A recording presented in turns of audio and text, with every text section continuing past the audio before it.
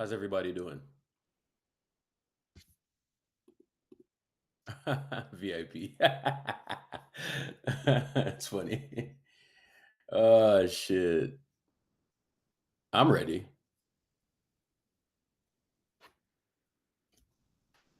I am ready.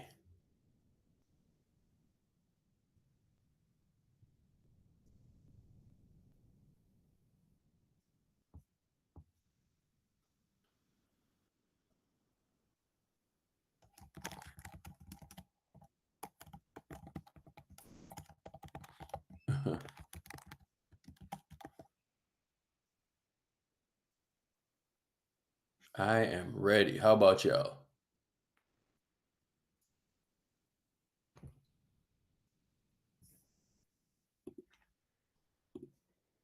That was a long ass summer, I must say. That was a super, super long summer. There's the YouTube link. Apparently, the YouTube connectivity is much better now. I actually like that. So here we are. Boring ass summer. We were talking about Jonathan Kaminga the whole fucking time.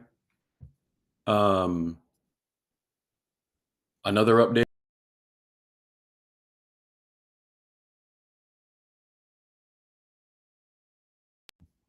We were talking about Kaminga the whole time. I mean, quite frankly, I just think that Kaminga, you know, it wasn't even worthy that much of discussion. You know what I'm saying? But it is what it is. It is what it is.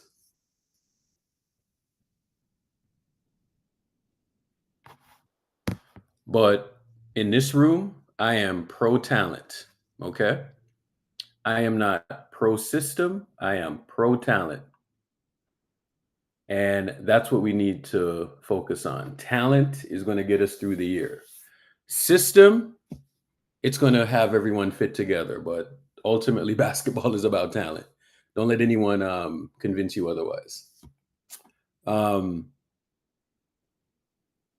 This is what the whole thing comes down to.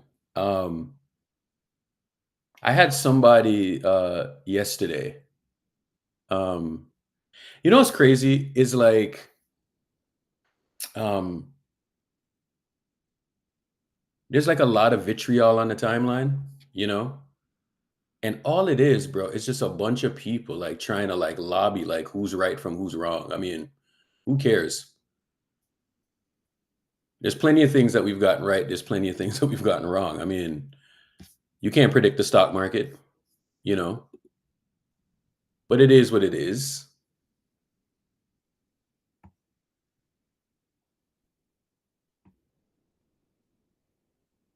Yeah. Yo, J Rock, I was at some friend's house on, I think it was Sunday, and I was watching the game, some of Vikings fans or whatever. And bro, they were so pissed. I was just sitting in the corner just laughing. Can you predict the market, but you can diversify? 100%. Yeah. That's actually a good point. You can't go too much into the system, you know? We're mopping the floor with these fuck niggas, bro. I swear. We're fucking mopping the floor. I'm telling you this right now, Eric, bro. It's gonna be so diabolical what we do to these fools, bro. It's gonna be so fucking crazy, G. Hey DK, you know what's funny about the Lakers is that their confidence level, I don't know where they get that level of confidence. I'm gonna keep it 100% honest. Like I don't know how they're that confident. You know? You know why they're so confident? It's Luka, which is fine, but yeah, to think that players like Gabe Vincent, Dalton, bro, who the fuck are these guys, bro? Who the fuck are these guys? Come on, bro. You can be confident, but like the Lakers, it just gets to another level. It's ridiculous. Bro, I don't get how they're that confident. Like I listen to like Jay Cooper and Matt and you know the damn Space Gang Lakers people. Bro. And I'm like, how are y'all this confident, bro? Oh my goodness, man. You know what I'm saying? Oh, today, bro. 7 o'clock Pacific time can't come far enough, bro. Man, I'm bro. fucking waiting, bro. This is gonna be, oh my goodness, this is gonna be great. No So excuses, by the way. I better not hear any LeBron excuses. They said we will be fine without LeBron. Apparently we don't have a good team. Our roster sucks. We're old farts. So LeBron should, if once we win this game, they're gonna talk about LeBron. I promise you. That's the first thing. Oh, we didn't have LeBron. Bro, I need to understand like why people are so confident, man. I really, really want to know. I don't get it. I myself, I don't get it, but that's just me. Bro, I'm so bro, we're gonna, oh my goodness, man. We're about to do, they're gonna say, you know what they're gonna say? They're gonna say, oh, the refs cheated us, right? They're it's gonna be one excuse after another, bro. They're not, Laker fans never just take the loss. You know, Warriors fans, we take the loss, right? We'll be Yeah. like, you know what? We just played bad. Laker fans, they never take, it's always something. It's never just We'll see. It's never, We're gonna Jay, see. Jay, We're gonna bro, see. Jay. We the- gonna morning, see. y'all. Good morning. We Good morning. gonna see. We gonna see. We gonna see. Irk, What's good, Jay? Good Let morning, me bro. tell you something. Urkel, you know what I did? I woke Jay. up this morning. You know what I said? I'm not even gonna go to work today. Urkel, I took the day off. I Jay, was like, you guys take care of the team today. I'm gonna handle it. real quick. Because you know what? I Real am quick, here Jay. to talk shit. I am not running because this shit is toast. Oh, Jay. by the way, aren't the Warriors favored tonight? Oh, that's Jay, even real better. quick. Jay, real quick. Irk, guess who we got in the building? Oh, Prime? Who do we have? Yes. What up, Prime? Good morning, brother.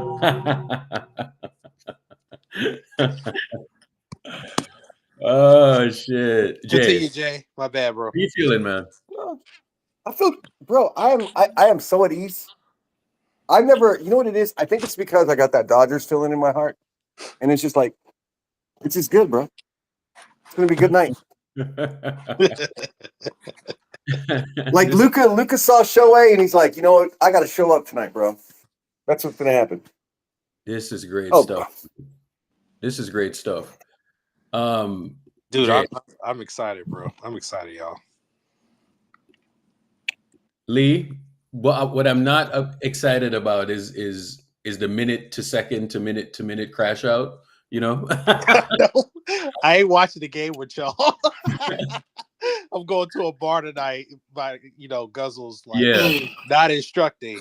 But yeah, I'm doing that. I can't watch the game in here. Hey, by the way, the Space Gang Network has two experiences, right? Tonight we have a Laker point of view. So you get to view the game through the lens of the Laker fans, and you get to view the game through the Warrior standpoint, right? So the Laker fans, the Warrior fans, you can switch back and forth. We have plenty of VIPs yes, sir. between both rooms.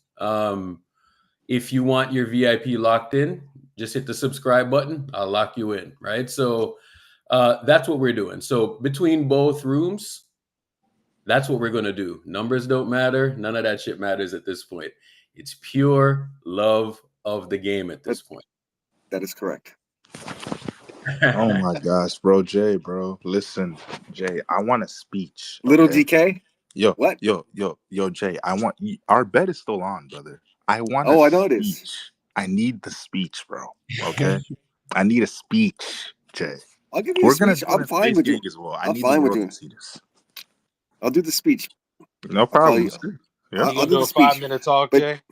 Huh? 5-minute talk, brother. Hey, Cozy, Here's the thing. my brother. But here's the thing. For the month, he has to introduce himself when he gets on stage, Little DK, and he has to change his name to Little DK for a month. So, That's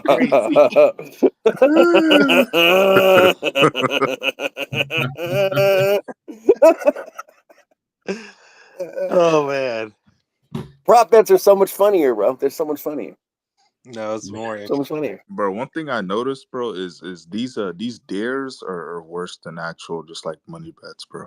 way worse. You lose your soul with these bets, bro. You can make a couple dollars back, man. Way worse. Jay about to, if the Lakers win tonight, he's shrinking a small revenue. Yeah, no. Yo, no. If we win tonight, Steph Curry because of the trolling that will take place, I haven't drank all year. I may just pull out a nice little glass or something and sip on it. Just for y'all. Yo, bro. You should put a air tag in your pocket, bro. This is gonna be like the longest 10-hour wait, bro, ever. I promise you. Oh shit! Right about that. What do you guys think of the first game? How do you think that's gonna go? Teams play weird when they get their banner up. So I always wonder about that. They go to see. Well, KD's gonna come out on a mission for sure. Oh. Would you be shocked if Houston won? Because you know how those nights are. No, I wouldn't be shocked. Jay, people thought I was glazing.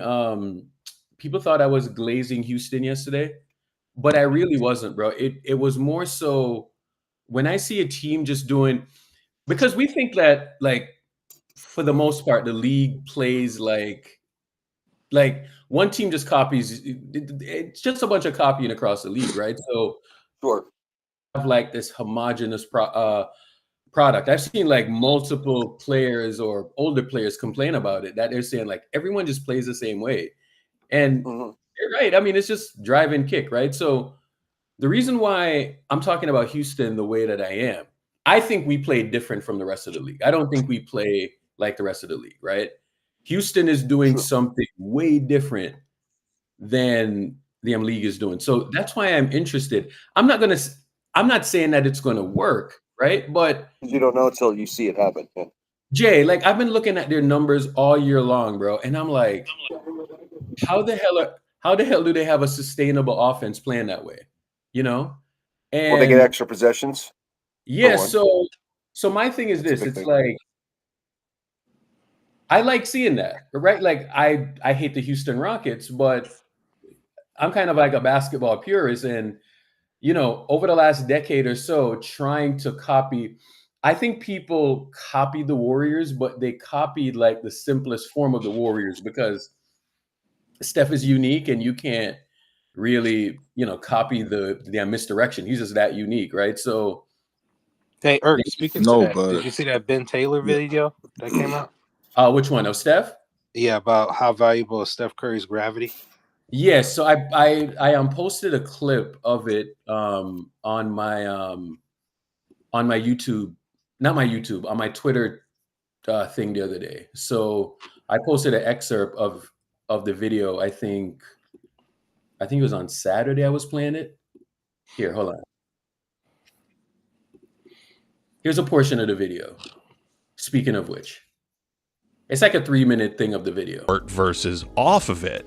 I've compiled multi-year samples of every scoring, shooting, and assist leader this century. From left to right is the change in rim frequency for a player's teammates when he's on versus off. Actually go to. Yeah. So, bro, we think alike, man. So listen to what he's saying right here, bro, because this is kind of what I've been talking about, and sometimes stats don't capture these things, but look at what he's saying right here. So rim changes with and without a player, right?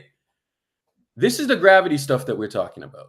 By the way, Irk, after I saw this graph, Klay Thompson is slightly underrated. No, Lee, that's so. Why do you think I got mad about the Klay Thompson thing?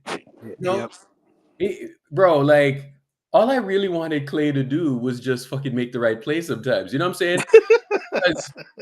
Because he would it bordered on like just dumb basketball. You know what I'm saying? Like, that's all I ever wanted him to do. And people just kind of took that the wrong way. And the thing is, what's funny? Buddy's probably doing way worse at times in terms of his like mistakes on the court, but teams don't respect him the same way as Klay, which doesn't generate the same kind of gravity. Yeah. Man. All right. Let me play this. Off the court. From bottom to top is the change in teammates' field goal percentage at the rim. For instance, Kyle Korver's Atlanta teammates took 30% of their shots at the rim without him, but that number jumped to 36% when he played, a 6% increase, and they shot 3% better on those shots too. When Reggie Miller played without Jamal Tinsley at the end of his career, his teammates took 5% more of their shots at the rim with a 3% jump in field goal percentage. Most movement shooters with large sample sizes follow this pattern of opening up the rim for teammates while improving their field goal percentage, sometimes even spiking field goal percentage. And Curry's teammate Klay Thompson actually shows the second biggest impact on the rim if we remove Durant versus off of it. I've compiled multi-year samples of every scoring, shooting, and assist leader this century. From left to right is the change in rim frequency for a player's teammates when he's on versus off the court. From bottom to top is the change in teammates' field goal percentage at the rim. For instance, Kyle Korver's Atlanta teammates took 30% of their shots at the rim without him, but that number jumped to 36% when he played, a 6% increase, and they shot 3% better on those shots too. When Reggie Miller played without Jamal Tinsley at the end of his career, his teammates took 5% more of their shots at the rim with a 3% jump in field goal percentage. Most movement shooters with large sample sizes follow this pattern of opening up the rim for teammates while improving their field goal percentage, sometimes even spiking field goal percentage. And Curry's teammate Klay Thompson actually shows the second biggest impact on the rim if we remove Durant and Curry from the lineup. So Lee, last season, right, when Draymond Green was turning the ball over left and right, do you know why he was turning the ball over? He couldn't find those find people open, I guess. Yeah, bro. Like Steph and Klay, right? I mean, and I've always said this, bro. When I look at them, and you just think about like what they've done, like throughout the era, or whatever, right? When you think about what they've done, from 2013, 2014, whatever, right? Haley, I think you're echoing. Let me stop down and come back up. Yeah. So when you look at what they've done over the course of, like the last decade plus or whatever, what they've done is unique, right? So when people try to there was like a debate like a few years ago, and the debate was like Klay Thompson versus Chris Middleton, right? And people were saying, well, Chris Middleton is this level of playmaker, blah, blah, blah, blah, blah, yada, yada, yada, right? I've never been one of those people that degraded Klay, right? In that way. Matter of fact, I had Klay above Ray Allen. I had Klay above Reggie Miller and guys like that. You know what I'm saying? And the reason why is because Klay was a top tier defender, Mm-hmm. And this movement stuff here, bro, it like when you look at Steph and Draymond don't look the part. You know what I'm saying? They don't look the part. Right? So when you think about like every decade and you think about every dynamic duo or whatever, like over the decades, Steph and Klay don't look the part, man. Steph, Klay, and Draymond don't look the part, So when you're watching them do all of this, at times I just cannot see why people have Steph ranked the way they do. But keep watching this video and I'm hear what they're saying. But again, Klay Thompson, he's always been underrated. Always been underrated. Because people, a lot of people don't respect like the off ball, right? The gravity stuff. People don't respect that, right? And this is what drives me crazy about this era and this team is that they give you these results, but people don't necessarily they don't recognize the movement, and the movement is huge, right? So when Draymond was turning the ball over left and right, I was looking at it last season and I was like, maybe the ball shouldn't be in his hands, you know what I'm saying? So now they got Jimmy Butler. But we are going to run into a similar problem, you know, because the thing about Klay, and I think why we look that way, is because Klay didn't have the two-way impact that he once did, right? Like now, you know, he had like Buddy Hield, Duncan Robinson. He's still better than those guys, even defensively, but the two-way impact wasn't there anymore, right? Where he could hold up in every lineup. You know what I'm saying? So So that's what the problem was. I mean, and that's kind of what the problem is. And this is why we always say Steph in defense, because, you know, Pods, you know, took his starting spot for a while. He wasn't a great defender. But the thing is, too. So Jordan's going to have a conversation about the 3-point shot. The slander is coming. Let's fucking go. I was going to say, let's go. Let's go. With Klay, dudes were a little bit scared of him defensively because of his size. Like when you see Buddy, Pods, and Steph on the court, you're thinking barbecue chicken, bro. And yes, I cannot wait to Jay. I can't wait for MJ's. So he starts talking about the purity of the game. You know he's not going to do that, right? You think he's actually not going to do that? But the thing is, like when you watch this video, it's not just Steph shooting a bunch of threes. There's a lot of stuff he does offensively that people don't pay attention to. Like the screen setting and stuff, that's all stuff Reggie What happened to his mid-range game? What happened to his mid-range game? Yeah, what happened to it? It's still there, but he doesn't have to take those shots. He doesn't shoot it anymore. Threes are more than twos. Okay. Henceforth, that's why he's not in my top 10. Okay. Like I said, that sounds personal, Jay. Jay. No. To be honest with you. No, I'm never going to put LeBron. I'm never putting LeBron and Steph in my top 10 ever, Urkel. It's never happened. If it happened before, yeah, I took him out. Jay, I took him out. I took LeBron was 7. I took him out, pushed him out. If Steph Curry, it's a math problem. You know what I'm saying? If Steph Curry took more mid-range shots, he would probably be, you know, not in the league, but in the history. He probably would be one of the most efficient mid-range shooters ever. You know what I'm saying? And the thing is, I think the way the league plays is not because of Steph. I think it's because the 3-point shot, obviously, he was the torchbearer of that.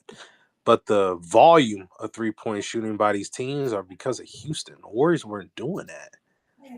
Houston was the one who scammed it. You guys are in the top 3 of 3-point shots the last 3 seasons, bro.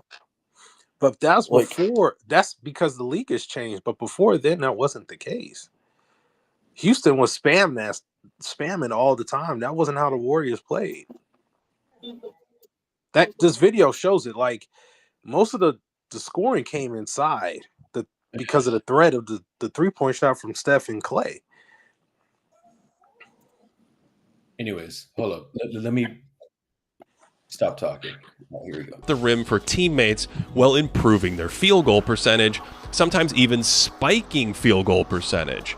And Curry's teammate Klay Thompson actually shows the second biggest impact on the rim if we remove Durant and Curry from the line. That play right there, bro, this right here, that is what we were missing last season. You know what I'm saying? Mm-hmm. Like, Ty Jerome is right here. Klay's coming up, right? And Lee, I was watching the 2019 finals, bro.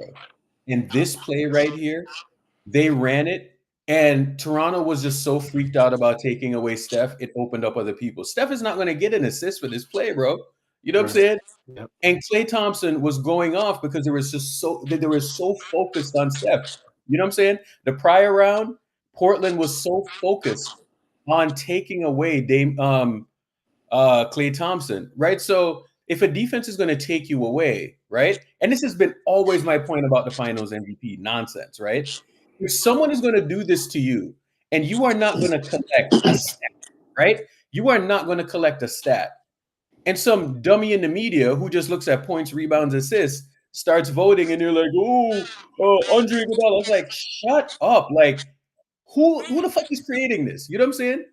And but it's like, it just means that people need to get smarter.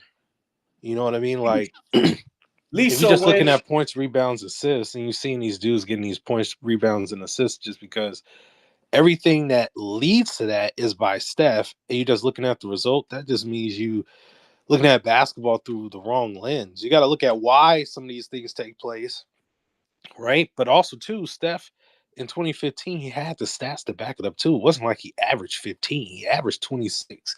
He averaged the same amount as Dirk when he got his finals MVP on higher efficiency. So why shouldn't he get the MVP? Like, So they were based bro, it drove me crazy and I used to be on Twitter just fighting a fight, and I'm still fighting that fight, right? So when I talk to somebody like King, that's just trying to win the argument, and he's like, well, the results are the results. I was like, the fuck are you talking about? You know what I'm saying? Like, that's when I get fucking frustrated, bro, because I'm like, you heard everything that I just said, and you just ignored me. You know what I'm saying? You just ignore what I said. And this play right here is the essence of what I'm talking about. On the rim, if we remove Durant and Curry from the lineups, when Klay plays without them, the other Warriors... Just want to say, for the Klay stands in the chat, and those who follow me on Twitter, my apologies to Klay Thompson. I was hard on dude. Even called dude a Hall of Fame specialist. The man was more than that. In 2019, he was about to ascend to being like considered a top 4, top 5, 2 of all time. And then he got the injury by Danny Green. Klay Thompson and what he did, right? Like and it's the same reason why people discard Steph Curry. Like they don't really focus on that play when 2 people jump out shit. Bro, like even Buddy Hield does it. You know what I'm saying?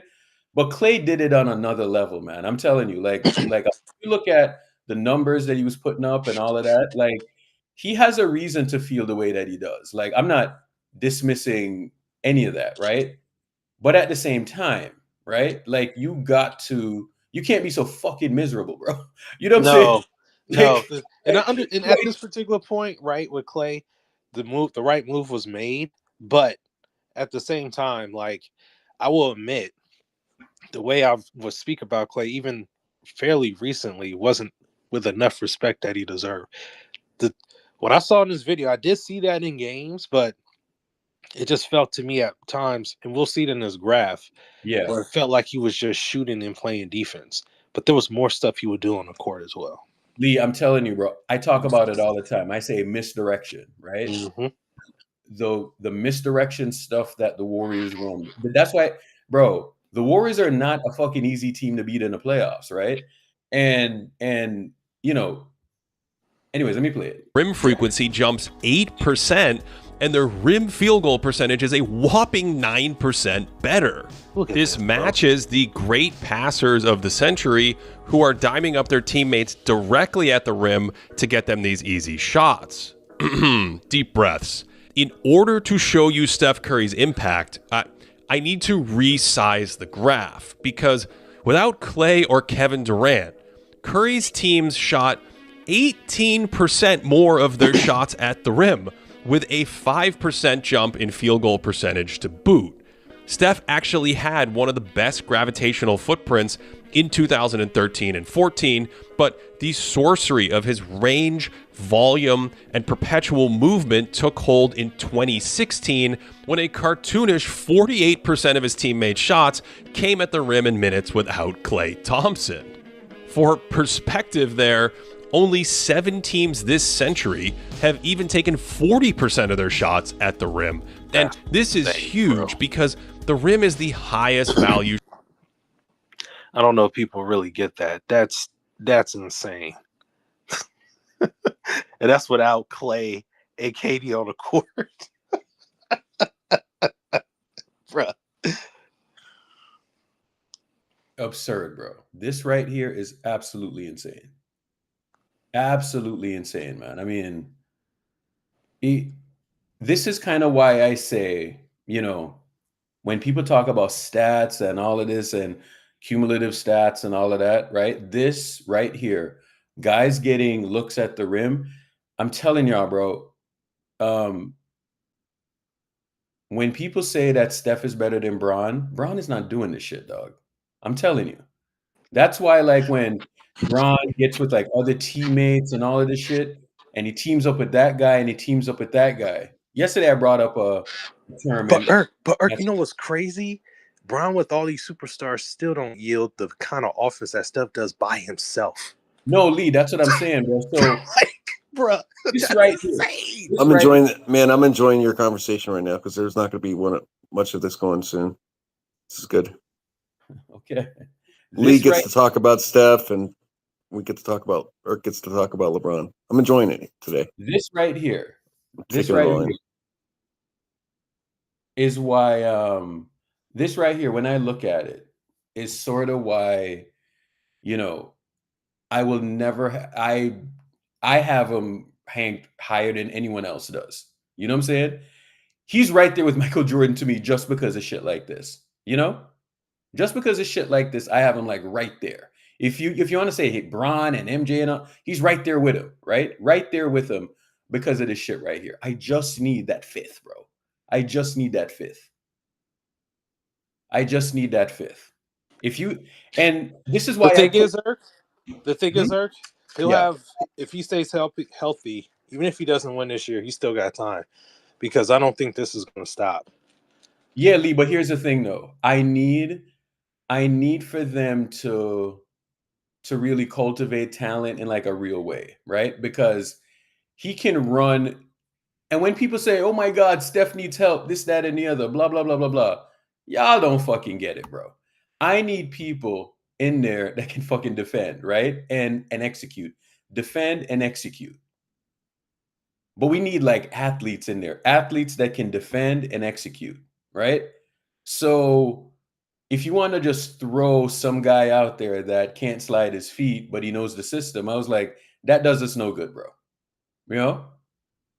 That does us no good. The rim is the highest value shot on the court. So even if Golden State shot the same field goal percentage at the back, this play right here, right? This is the perfect example of kind of what I'm talking about, right? I don't understand how people could see these videos, see the winning, and be like, eh. Because people don't know basketball, Lee. That's what it is. Because I promise you. What year is this? King is in the chat, right? This is, which game is this? I'm going to say for it. Oh, last year? Okay. No, this is Sean Livingston. Oh, I want to say this is probably 2019. No, Oh, no. Okay. So even if 2017? No, this is more like 2016. The reason why is because this right here is the Suns sponsor. They haven't been a sponsor in a while. So I'm going to say this is around 2016. I think. Another thing too, King was saying in the chat, well, because of defense. But to me, like what Steph, if what you're doing at the end of the day, even if it doesn't look traditional, is ending out in better outcomes, like you care about, King, more rings, changing franchises, more wins, who gives a F about the defense? Who cares?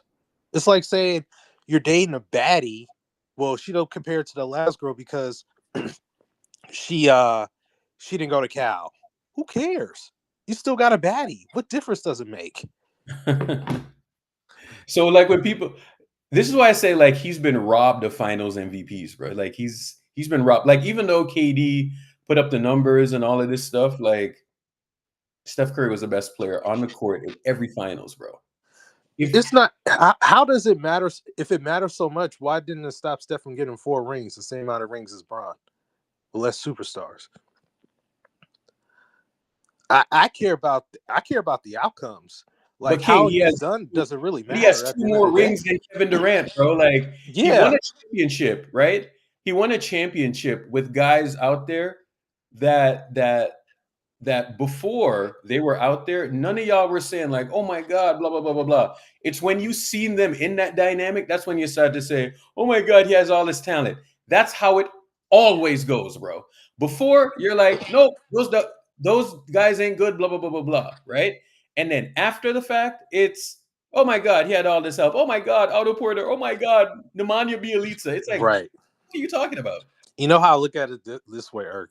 I made this analogy a few years ago. dudes give more credit to the handyman than Tim Cook. Meaning this, they'd rather be the guy who could do everything, right? Than make it somewhere in life and make money. Tim Cook may not be a guy who could do everything, but he's a billionaire. Would you rather be the billionaire or the guy who could do everything? What difference does it make? If you become a billionaire, you get there, you have more success than a guy who does everything. Who cares if you could do everything, bro? Who cares if you could play defense? Like, Steph's defense isn't bad, especially compared to guards within his position of all time. He's better than Magic Johnson. I don't hear people killing Magic Johnson over defense. No. This is the thing, right? That a lot of people don't realize. Bob Durant, thank you for the sub, my brother. Appreciate the sub. LeBron is both, but he doesn't win as much as Steph. That's just the facts. Yeah. I'm telling you, like, what difference does it make? You got to look at it from the stand, bro. Like, all right, Kevin Durant had to leave, right? And Kevin Durant had to leave. Why? Kevin Durant had to leave to show people that he's better than Steph Curry. And he fell flat on his face with talent. Okay? Mm-hmm. The man left, and he's on his third team now since he's left with talent. Exactly. So because King, Steph has won more in a shorter period of time, sir. Here's what I'm saying, right? If Kevin Durant takes that Rockets team and elevates them, this is what I'm looking for now, because that is a possession-winning defensive team, right? If I see Kevin Durant, okay, elevate that team and wins a championship, I will look at him differently. I will say, you know what? Last two stops were like a flub, right? But if he elevates this team at his advanced age and wins, we'll look at him differently. Would you say this team is better than the 2016 Thunder squad? No. They're not. They're not better than that team. No, absolutely. That's my baseline right there. That's why I don't think he's going to win. Yeah, but he's an older player though. So let's see if he's matured and all of that stuff. But Irk, so is Steph, but we still hold him to that standard, right? We hold him to the same standard. Yeah, I mean, that's true. OG Kingston, appreciate the sub. Thank you. You're locked in. Nothing too, King. You're my guy. But, bro, the finals MVPs, as we're showing you right here in this video, Ben Taylor illustrated very eloquently. Dude, people don't pay attention to this stuff. They just look at the points, rebounds, and assists. If you look at this video and you look at the stats, you see that the dude is creating more opportunities for guys to score at the rim. Basically, nobody ever heard could be considered loaded. That right there supersedes individual talent to me in terms of impact on the court. Just ignore King, man, because King will sit up here and say the stupidest things just to win the argument, right? Yeah. It like King bothers me, bro. Like King fucking bothers me. But he's necessary, Irk. Y'all are arguing against historical facts. You cannot compare him to nobody in history, bro. That is what we're up here fucking telling you. There's no historical comparison or precedent to him. He's unlike Draymond Green is not supposed to be winning championships. They don't look the part. What are you not getting here? They don't look the part. Yep. They don't look the part. They look like your fucking neighbors in your backyard having a barbecue. They don't look the part. They weren't supposed to win. What are you not getting? Historical precedent. You can't compare them to anyone else. Kareem and Magic, look at them. Mikhail, Bird, and Parrish, look at them. You can't compare them. Wilt and all of these guys, look at them. There is not a big man alive that I have over Steph Curry. Not one. Look at them. Yep. This is more impactful than every big man ever, and it's not close. Irk, to illustrate your point even more, they call the 2015 Warriors loaded, right? Do you remember some of these names? Ohan Kuzmic, J.S. Michael McAdoo, Brandon Rush, Maurice Spates, Festus Ezeli. Doesn't Those were the days when Steph could win with any roster. Bogut. Those dudes aren't, considered names that you would say a team is loaded with. Listen, man. The way that I see a lot of this stuff, right? A lot of guys in this era on this team, and it kind of happens to everyone, right? So let's think about this, right? You have guys that got paid that really shouldn't have gotten paid, right? And they got paid because they're on the Warriors and they were winning games and they look better than they ought to look. You know what I'm saying? But, then they get paid a little bit more. Jordan Poole is a perfect example of that, right? GP2, there's a lot of guys who got paid when, they probably shouldn't have gotten paid that much. And here's the thing too. Then the league came in and squeezed the Golden State Warriors. They squeezed them. They squeezed everybody, matter of fact, right? And this is why things kind of worked the way that it did. Why not just fucking leave it? But when I heard that Andrew Wiggins was once overpaid scrub, and he was a bust and all of that stuff, and then he won a championship, and then people tried to use the fact that, Andrew Wiggins got blah, blah, blah, and it's like, that is the essence of Steph Curry. This is why the fan base, and if you're a Steph Curry fan, right, you should never talk shit about Andrew Wiggins, because, he illustrated the point that I've been making for years about people in this roster and how they get elevated. This 3-minute thing that I'm playing right here is the essence of what I've been talking about for 10 fucking years. And I've been trying to get through people's heads, bro. This right here. And people don't fucking get it, bro. They don't get it. They just simply don't get it. And I've been on a 10-year mission. It's like my life's work. It's not. It's my life's worker. You know what I'm saying? It's like a 10-year thesis. It's like a 10-year PhD. I'm working on my fucking thesis. And it's like people still don't get it because we've been corrupted by fucking idiots. You know what I'm saying? So that's literally my problem, bro. It's like people just don't fucking get it. Luka looks the part. Bron looks the part. They teamed up. They lost in the first round. Anthony Davis swept. Bron swept.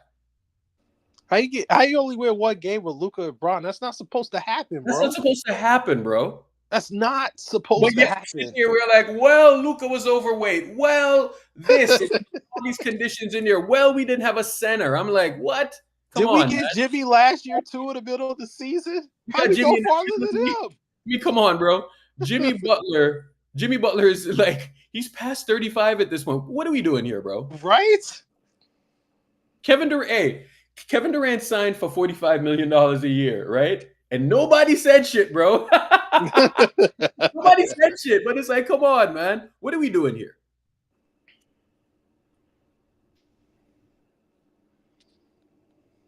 And you know the wild thing about it, Lee? We don't need anything else. That's what we need, bro. Jimmy Butler is what we need, Right. We don't need anything else. We ain't complaining about anything else, bro. That's exactly what we need. Well, what I am complaining about is that we got 6 guards that are around 6'3", but other than that, I agree. It's too many. That's another story, bro. That's nonsense, bro. That's another roster construction shit.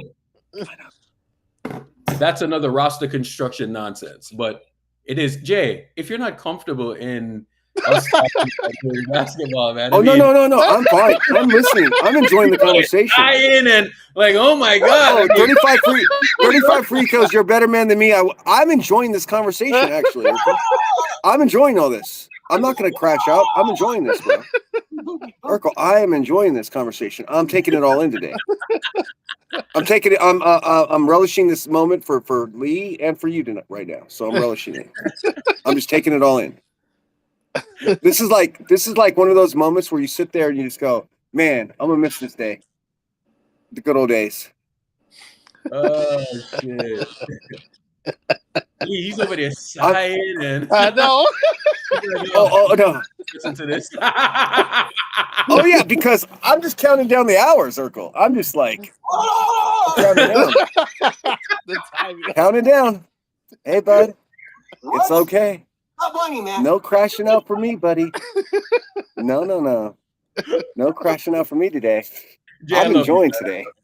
I took the day off, Urkel. I said, you know what? I'm going to take the day off because I need to hear Lee and Urkel talk about. Urkel can talk about LeBron, and I Lee can appreciate talk that, about Jay. Steph. Just I for you appreciate both. that, man. Just for y'all. All right, here we go. Hold on. I'm taking 45 minutes to play a 3-minute clip. Hold on. So even if Golden State shot the same field goal percentage at the basket, Curry would be nearly doubling the number of 60% shots that his teammates are taking. Now, some of this effect still comes from Curry's passing out of on-ball gravity situations, where he's a plenty good passer himself.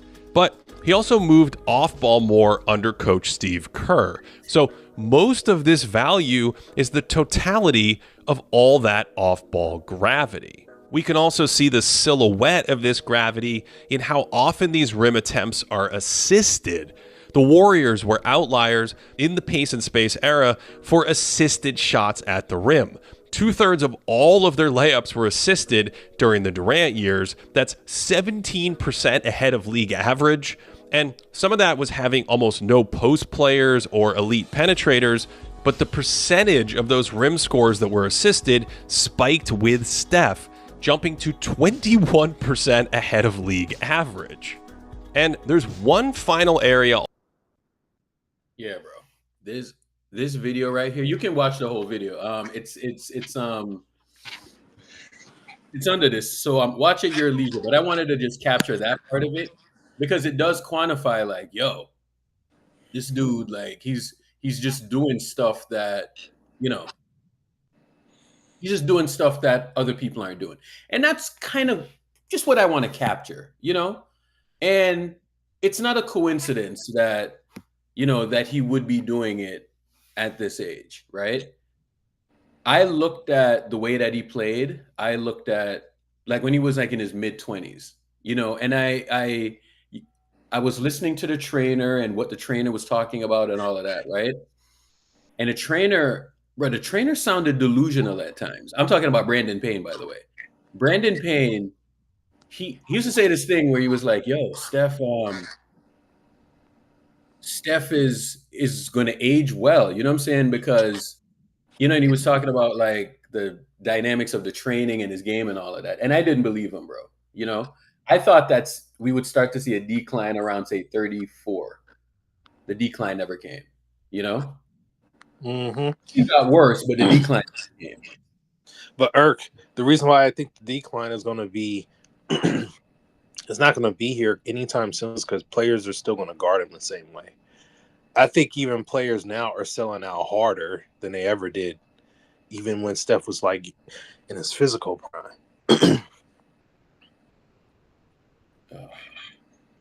My Urkel 91 account, it pisses me off, bro.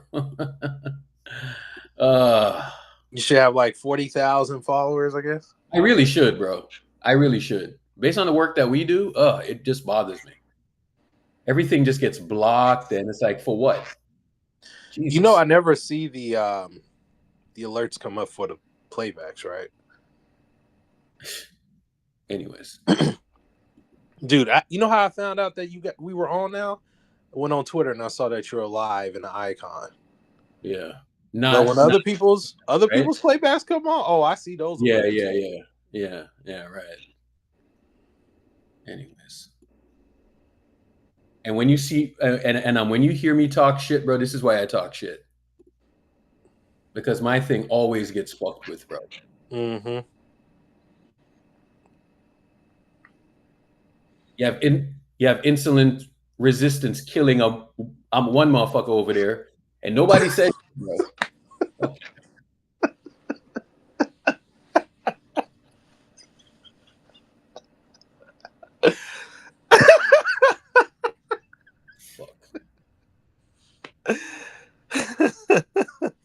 Playback brought to you by Humalog.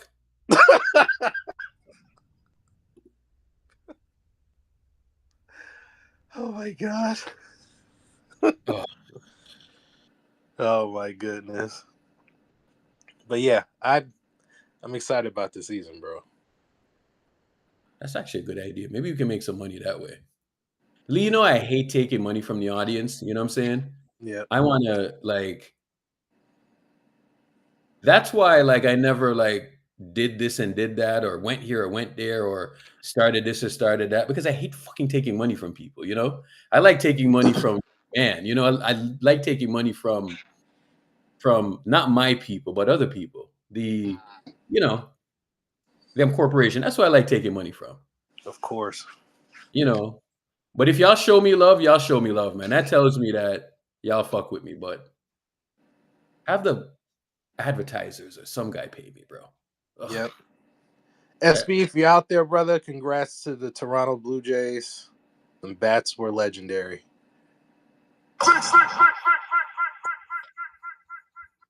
Man, that last night I was watching. You too, Santa Rosa. Congrats.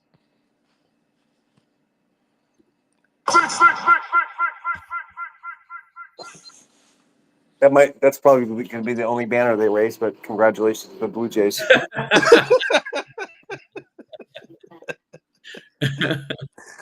AJ, when does that start? It starts on what, Sunday? Friday night. Friday. My bad. Yeah. Are they playing in LA first?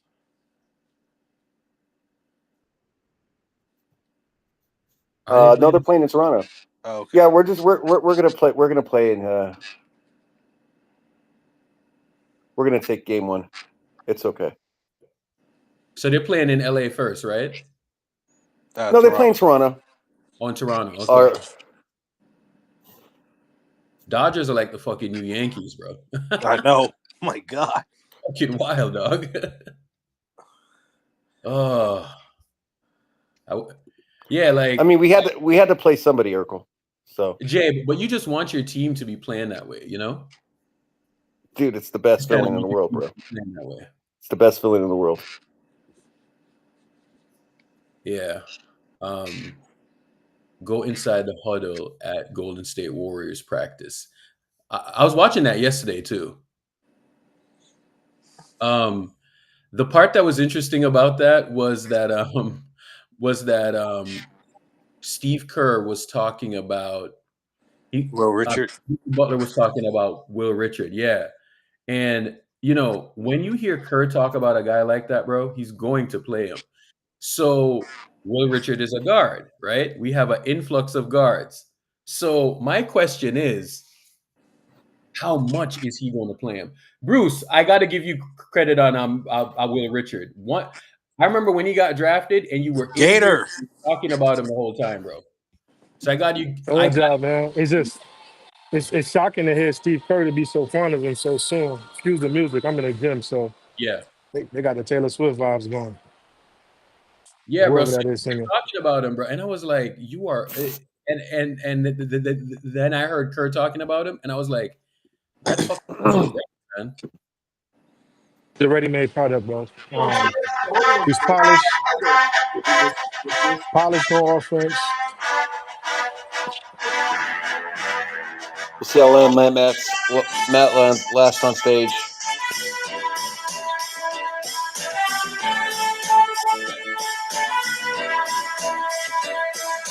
Let's fucking go, baby. By the way, Santa Rosa, congratulations to your Blue Jays and to all my Toronto people. Congratulations. Stop whining, man. Yeah, but offensively, I'm happy you guys got to celebrate so well last night. Offensively and defensively, Eric, he's gonna be an instant impact immediately. Bruce, that's all we need, bro. We just need guys that can move their feet, you know. You know, it's funny. There are times he looked better than GP2 already in the preseason. Yes, he better than him, dog. I've been noticing. However, let me say this. Let's take care of ourselves. You know what I'm saying? Because he's still a rookie. You know what I'm saying? And exactly. And, you know, like, I don't want to put a guy in too big of a spot and then he loses his confidence. You know what I'm saying? Yeah, facts. Mm-hmm. Right. So this game is about confidence. So as a fan base, let's not put too much pressure on him because he still is a rookie. But 100%. Even though he's a rookie, though, we got to take into consideration he's a 4-year college player who's one of the biggest states. You know what I mean? And that's the thing the game misses these days. There's not too many players who can, you know, say, I'm not good enough to go year one. Let me just wait it out. So there's that. Yes. So I like the stuff that he's doing. And Actually, let me play this video so y'all hear what Kerr's saying.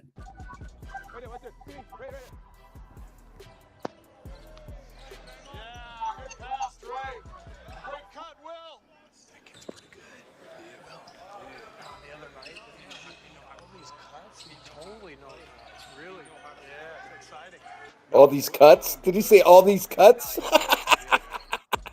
Hey, all right. So he was about to come on the bench.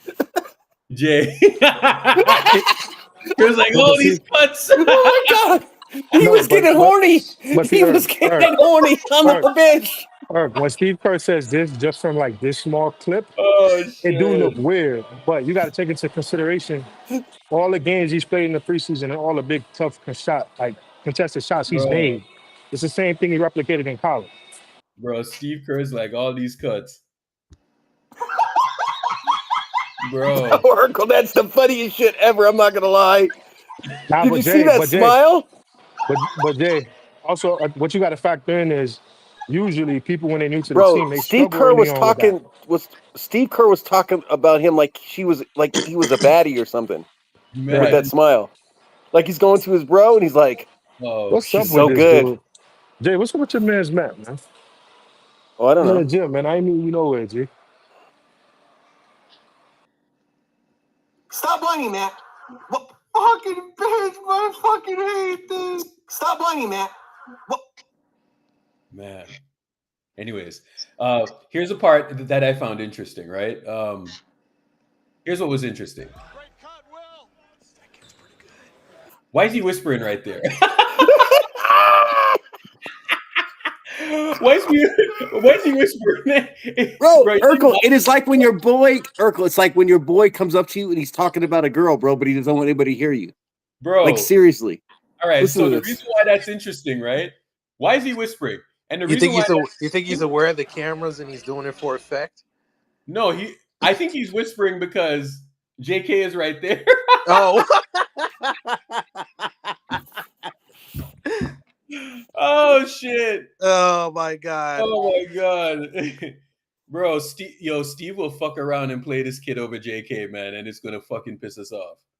But, all this cutting, man, Jesus! All right.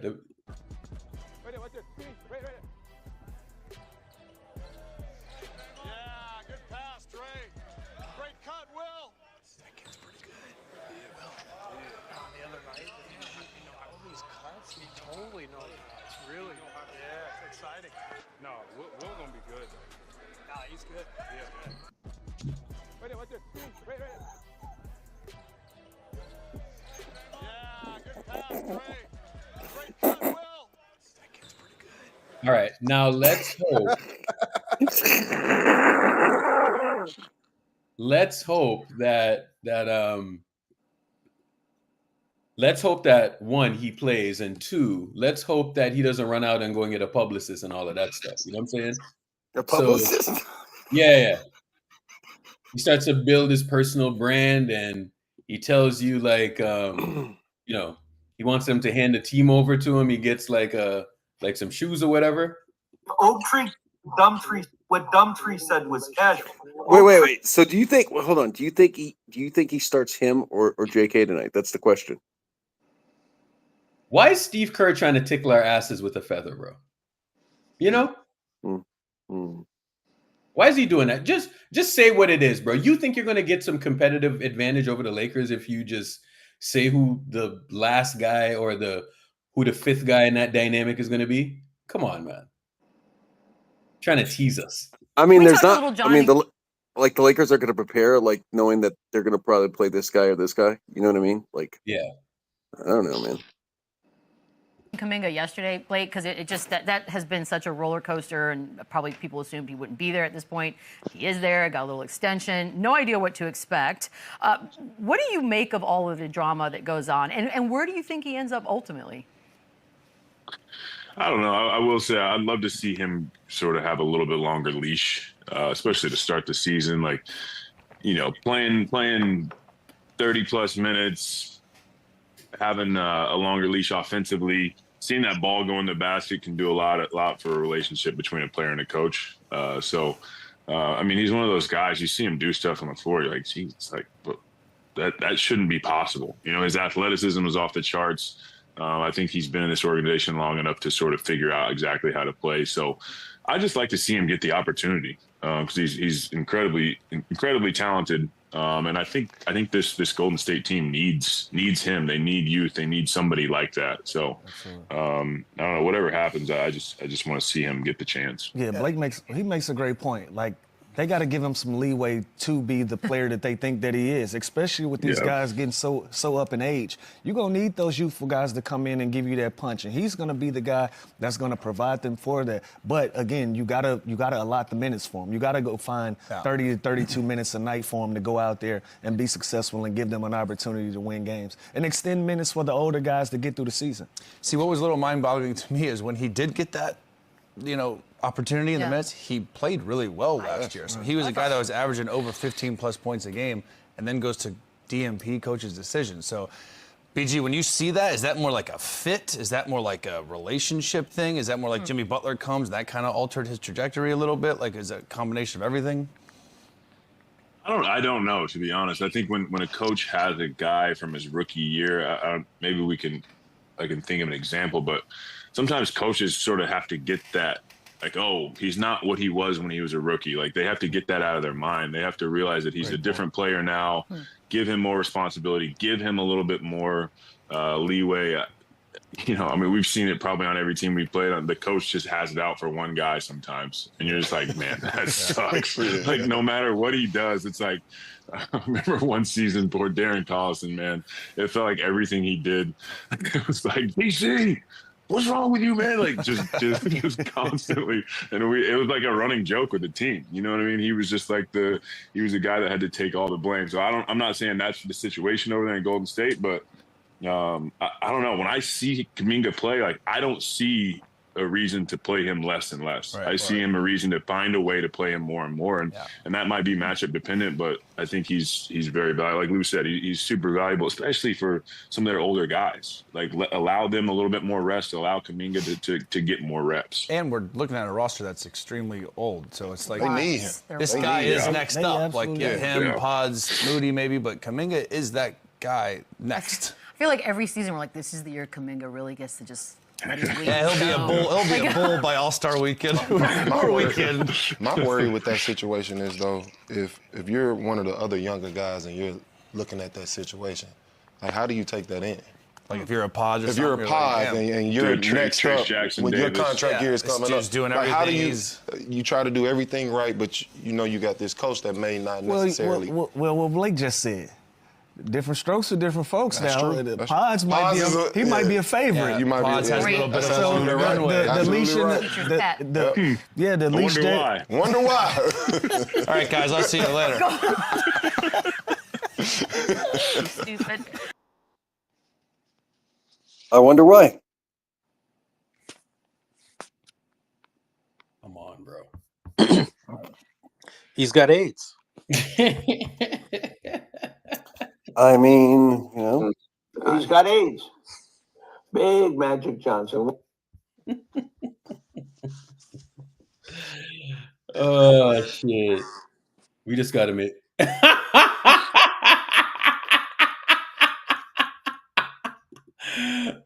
Corner boy hoops, you're hilarious, bro. He's been cracking me up all morning, bro. Oh shit! Corner boy hoops, man. Come on, bro. Oh shit, Matt, relax, man. It's fine. Fucking bitch, man. Fucking hate this. Relax, Matt. All you do is slap with KD. Hey Matt, Matt, just don't need to react, buddy. Just enjoy the day. Enjoy the day. Oh god. This is a sick Negro. Too funny, man. Too funny.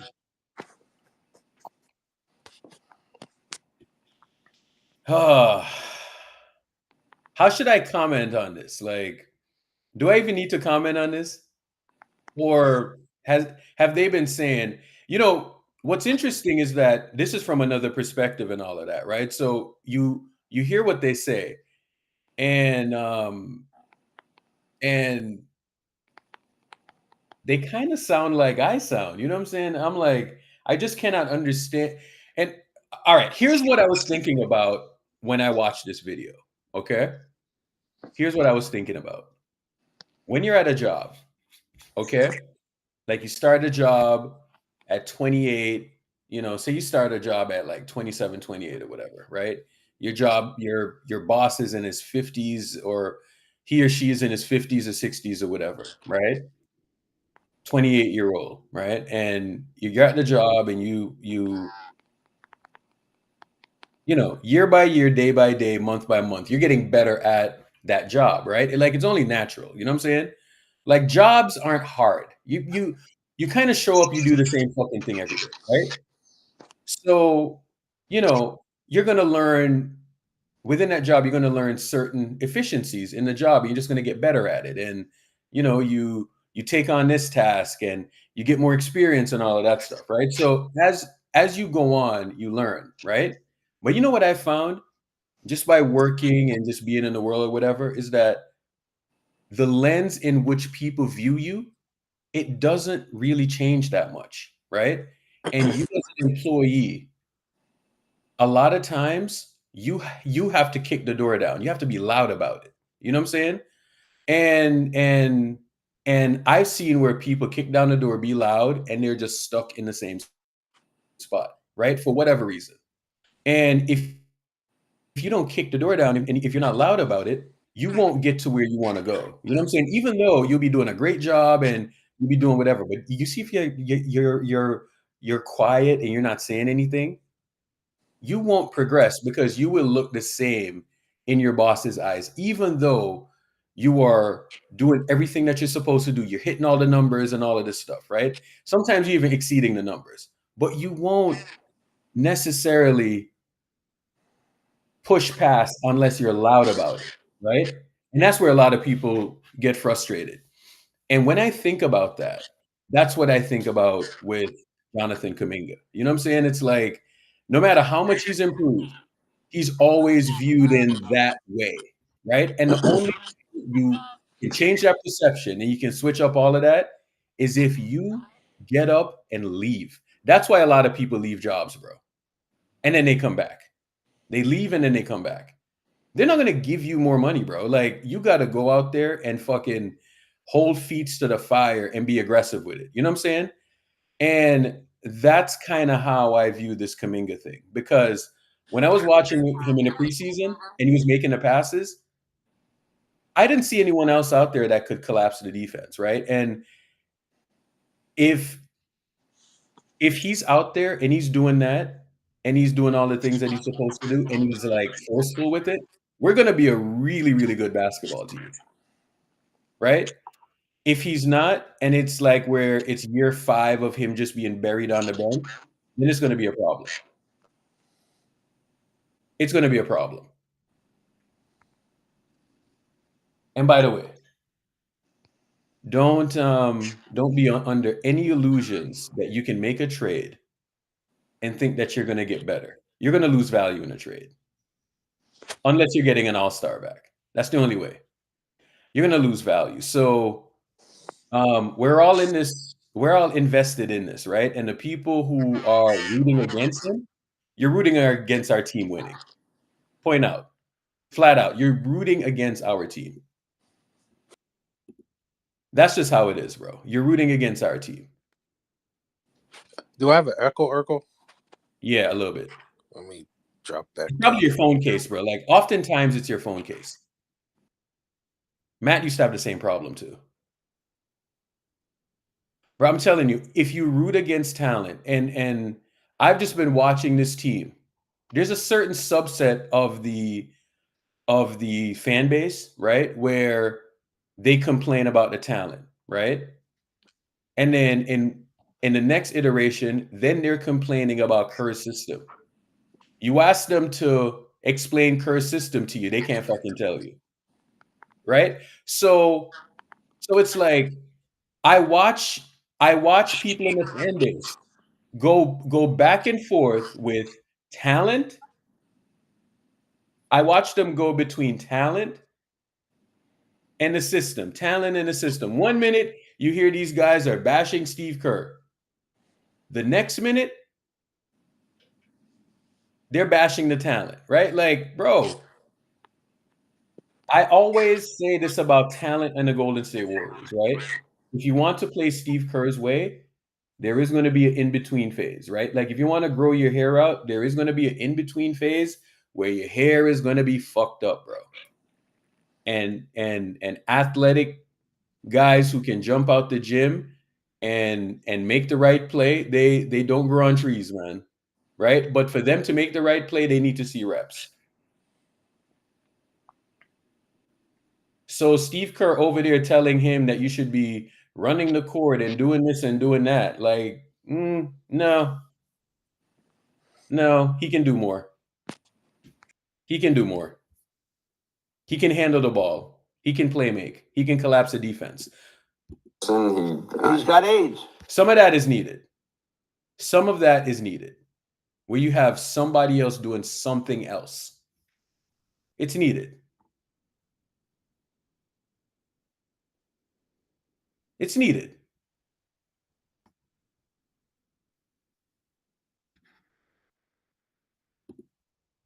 We're talking about this guy's holes. We want his holes specific. Oak tree.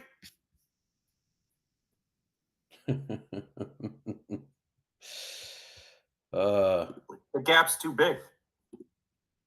Come on, man. These holes and those holes. That's the funniest shit bitch has ever said in his life, bro. That's the funniest shit. Bro. Oak tree. Oak tree.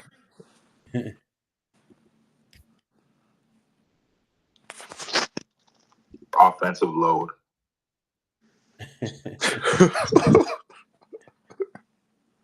No excuses. Tonight? No excuses. Tonight? No excuses. For tonight? No excuses. Bro, you know what's crazy? You know what's crazy, Irk, right? Yeah. Luka's gonna go out tonight. He'll probably score like 30, right? And then you know what's gonna happen? Only 30? Are you a fucking moron? Austin Reeves is gonna score 10 points. Let him talk. Austin Reeves is gonna score 10 points, and they're gonna say, "Yo, listen, our second option didn't come to play this game." But I thought you guys had all the confidence because of Luka. They're not gonna talk about how Luka. They're gonna blame Austin Reeves for this loss. I'm telling you, it's gonna happen. Luka. Yeah. Hey, BCS, when are we gonna start dating? BCS, I want to take you on a date. BCS, I want to take you on a date. I'm gonna take you to dinner and All right, so Reeves is gonna score 10 points. Reeves is scoring 10 points, right? Or I got you. Yeah. Bro, Reeves is just not gonna play good. He's just not, bro. Luka's gonna get his points, bro. Like, you like that, OG Kingston? Luka. I just want to know when me and BCS are gonna go on a date, Urkel. He's hiding from me.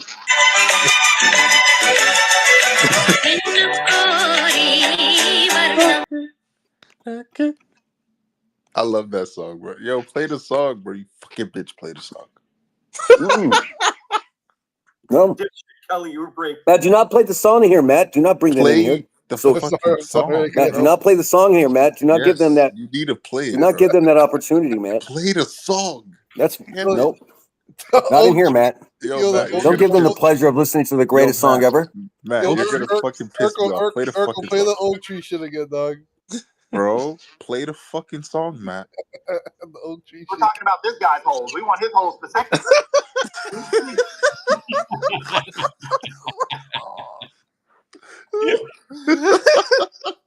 Oak tree. The oak tree shit kills me.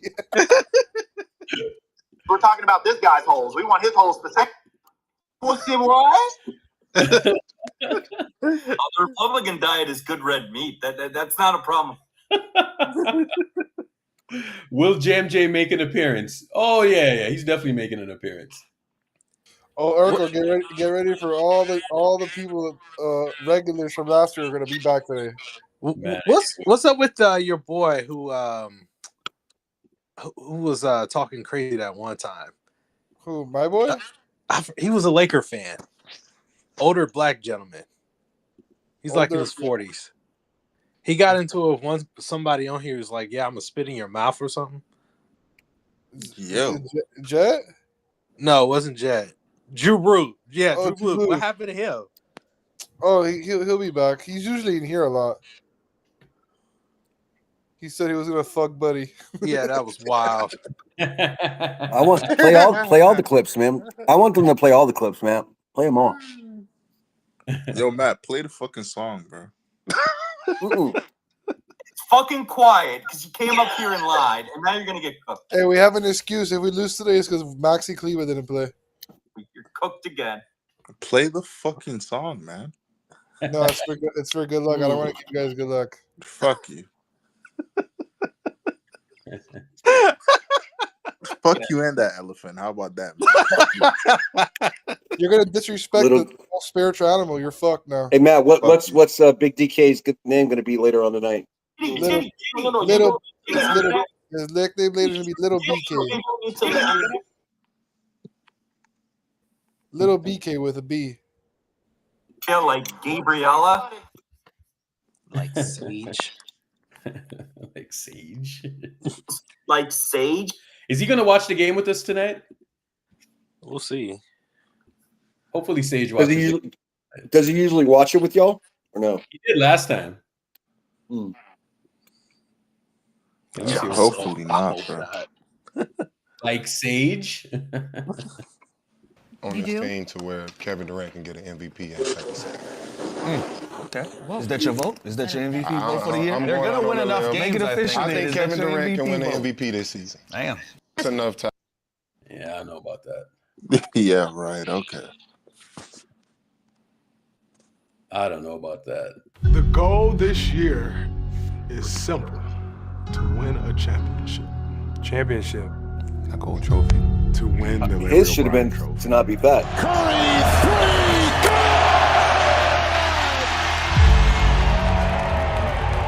The goal this year is to make it through 82. Hopefully after that 82, we can get 16 more. Make it through 82. But that's a guy in Brazil that one year said, we're going to be championship. I think I got to do that one day. Santos. That's a three. Gui Santos. Follow our vets. Those are guys that have been at that stage. The wins and losses are always in our control. It's just a matter of we're going to do the little things. Down the lane.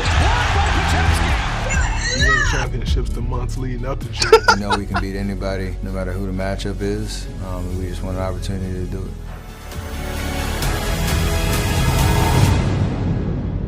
Hey, Erk. Wait, so JK didn't speak in this, but they allowed GP2 to? This is ridiculous. Did you see Yeah, this? but he was the most honest, saying hopefully get through 82. That was the Jonathan Kuminga is going to be the X factor this year. This man pissed because he didn't do a fucking interview. Relax, bro. Jonathan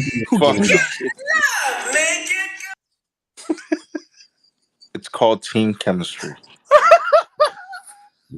They probably recorded that shit before he was signed, bro.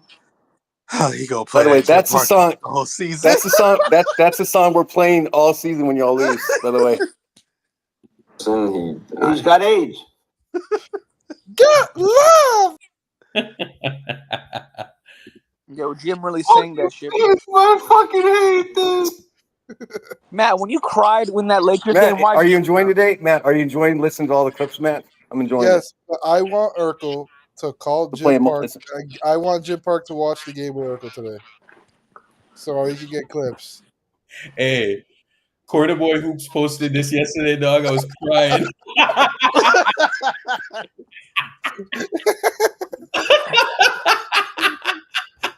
Fucking pussy. that only happens when they fucking do bullshit, bro. Oh shit! That's a valid reaction. I mean, if I see What do you want me to say, bro? What do you want me to say when Pod turns the ball over 3 times in a row? What do you want me to say, bro? He made another Arion tweet with a video. You gotta look for it. Like, do you want me to be happy when I see Draymond throw that shit over the backboard, bro? Bro, did you play that clip? Oh, but Bancy, I'm actually confident, Bancy. The problem is I am confident. You played this clip already, Eric?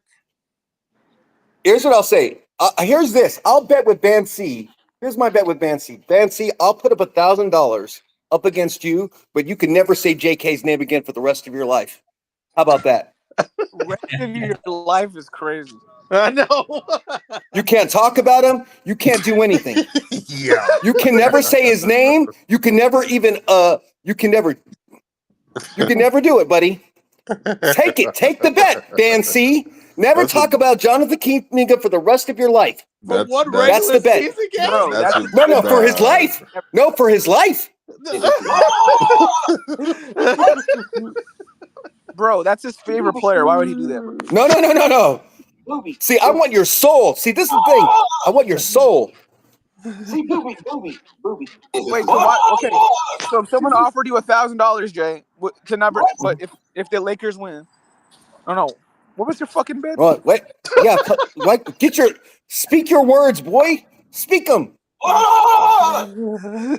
So what? If someone offered you $1,000 never to speak to Luka, somebody gonna cook that. That's a free clip. What? Which one? Speak your words, boy. I don't give a fuck about that. You said I want to snatch your soul. What the fuck does that mean? Wait, hold on. He's younger than me. I'm older than him. I could call kids. He's younger than me. I can call him boy. He's a boy. Yo, Urk, clip those two, bro. Clip it. Yeah, Urkel, go ahead. Clip it up, Urkel. Clip it up. Try to make me look racist. Bro, this is fucking peak, bro. It is. Out of context, that's not crazy. I want you to make me look as racist as possible. I'm gonna lean into it. Let's go. I love Jay. Yo, bro. As long as hey man, here's the thing I'm gonna say, bro. Tonight is gonna be beautiful. I just want to say, hey, are you up for that bet, Bancy? He's not taking that bet. How much money, bro? Jay, how much money would it take to never talk about Luka ever again?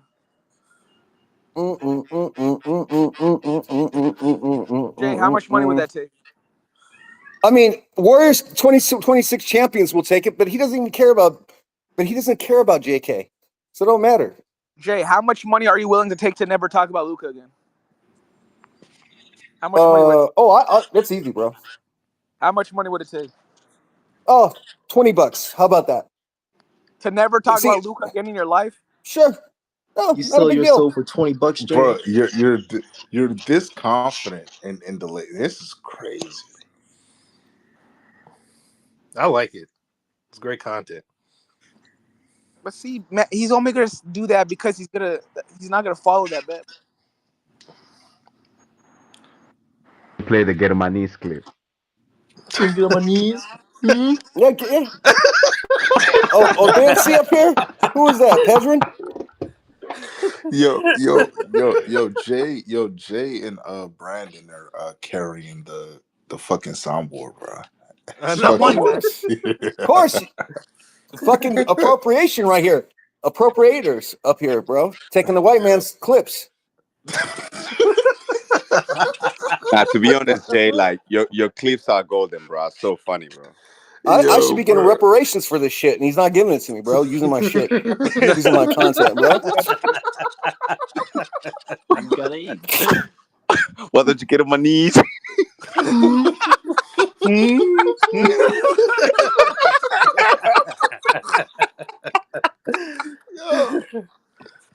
Yo, bro. Oh my god. Like a woman. This season is gonna be so fun. Bro, it's gonna be hilarious. Today's gonna be I'm so ready, bro. I cannot wait it's gonna to be hear a the fucking movie. squeaks on the court, bro. And the fucking You Can't Break My Soul, bro.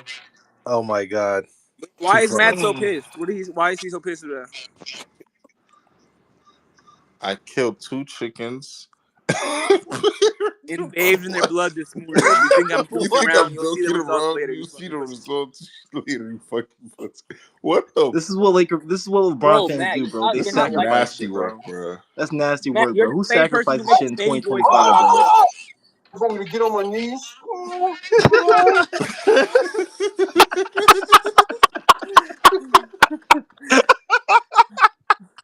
Yeah, that's the funny. That's a Oh, classic clip. That's a classic clip. He's so good. Let me tell you something. Urkel's not going to give you clips because when they're not doing well, he just stays fucking quiet, bro. It gets quiet. Oh shit. I wish Oh, playback existed in 2016. Oh my god. This would have been nasty, dog. I know. come on, bro. Bro, the In numbers that we 2016, in Game 7, oh, bro, Oh that would my have been great for god. y'all. Fuck that. Christian Game 7 Watching is a Steph throw the WTF. ball, watching Steph throw away the championship behind his back. Crazy shit. Don't remind me. Oh, I know. I lost money. That might have No. been where my Steph hate started from that game on. With losing my money.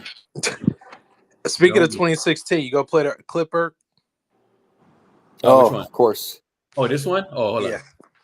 I tried to hit Bron, got suspended from Game 5 of the final. You tried to hit him? Damn right I tried to hit him. Man, you don't step over my shoulder. Fucking A lot of step space out. on the basketball court. I don't take up that much space. You don't need to go over my shoulder. You go over my shoulder, you're disrespecting me as a man. I don't give a damn about basketball over who I am as a man. Picked up a flagrant foul on the foul that I did not commit. You never seen nobody like, oh, he moved his arm and he missed the guy, but that is a flagrant foul. A foul is, you got to make contact for a foul. I got suspended for trying to make contact. Don't tell me, oh, we don't want to affect the outcome of the game because the outcome of an NBA Finals was affected. I tried to hit Bron, got suspended from game.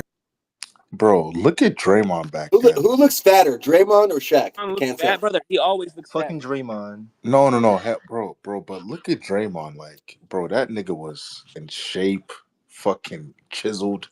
He had a fucking fade. That nigga was ready to go to war, bro. Motherfucker had Now a look at him, fucking bro. had a Okay, four but you also pack. got to realize this is 10 years. Like this when he was in his early 20s, bro.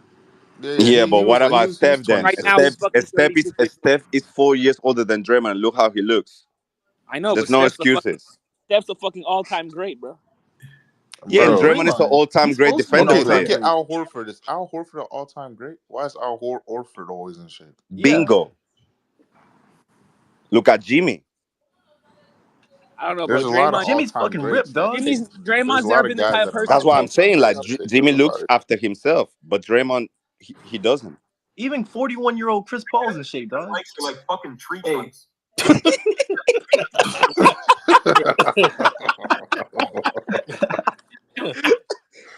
You know what's so interesting to me about that clip was Draymond channel 2016 Draymond there. He didn't think he was friends with Bron in that clip. He's still pissed off about that particular I'm game. not gonna lie, bro. I'd rather Draymond take steroids than just be tubby, bro. I'll be honest. Go fucking take some steroids, bro. Nah. Because it has the Steph's legacy, actually, that he's fat right now. Bro, Draymond's 6'6", bro. He'll be fine, bro. Go take the roids, man. Take the roids. He's got AIDS. He's got AIDS. He's got AIDS.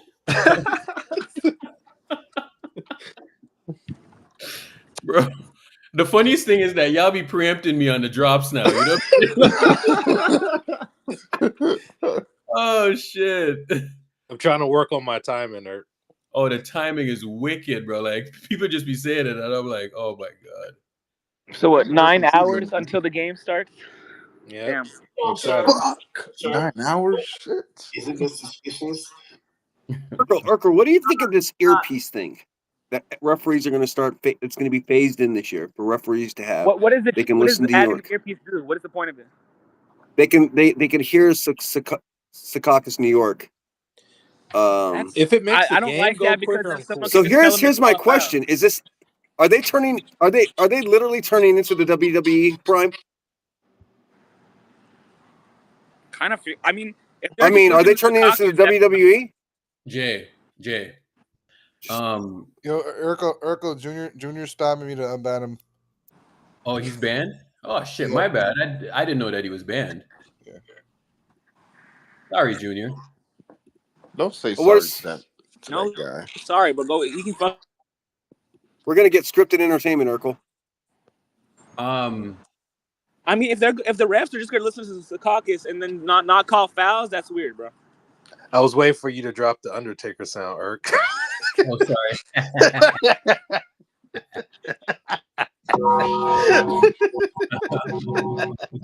It's game day, motherfuckers.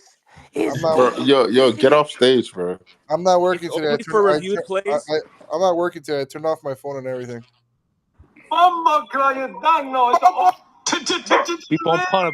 We gonna put back to us on your head, have you done no? Is that Junior?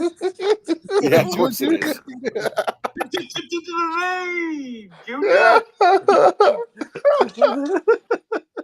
Yo, where's You think he's GBR? Where's rep- GBR? He's on stage. Oh yeah. Junior, you Do you think excited? these refs have favorite teams? Junior, you excited?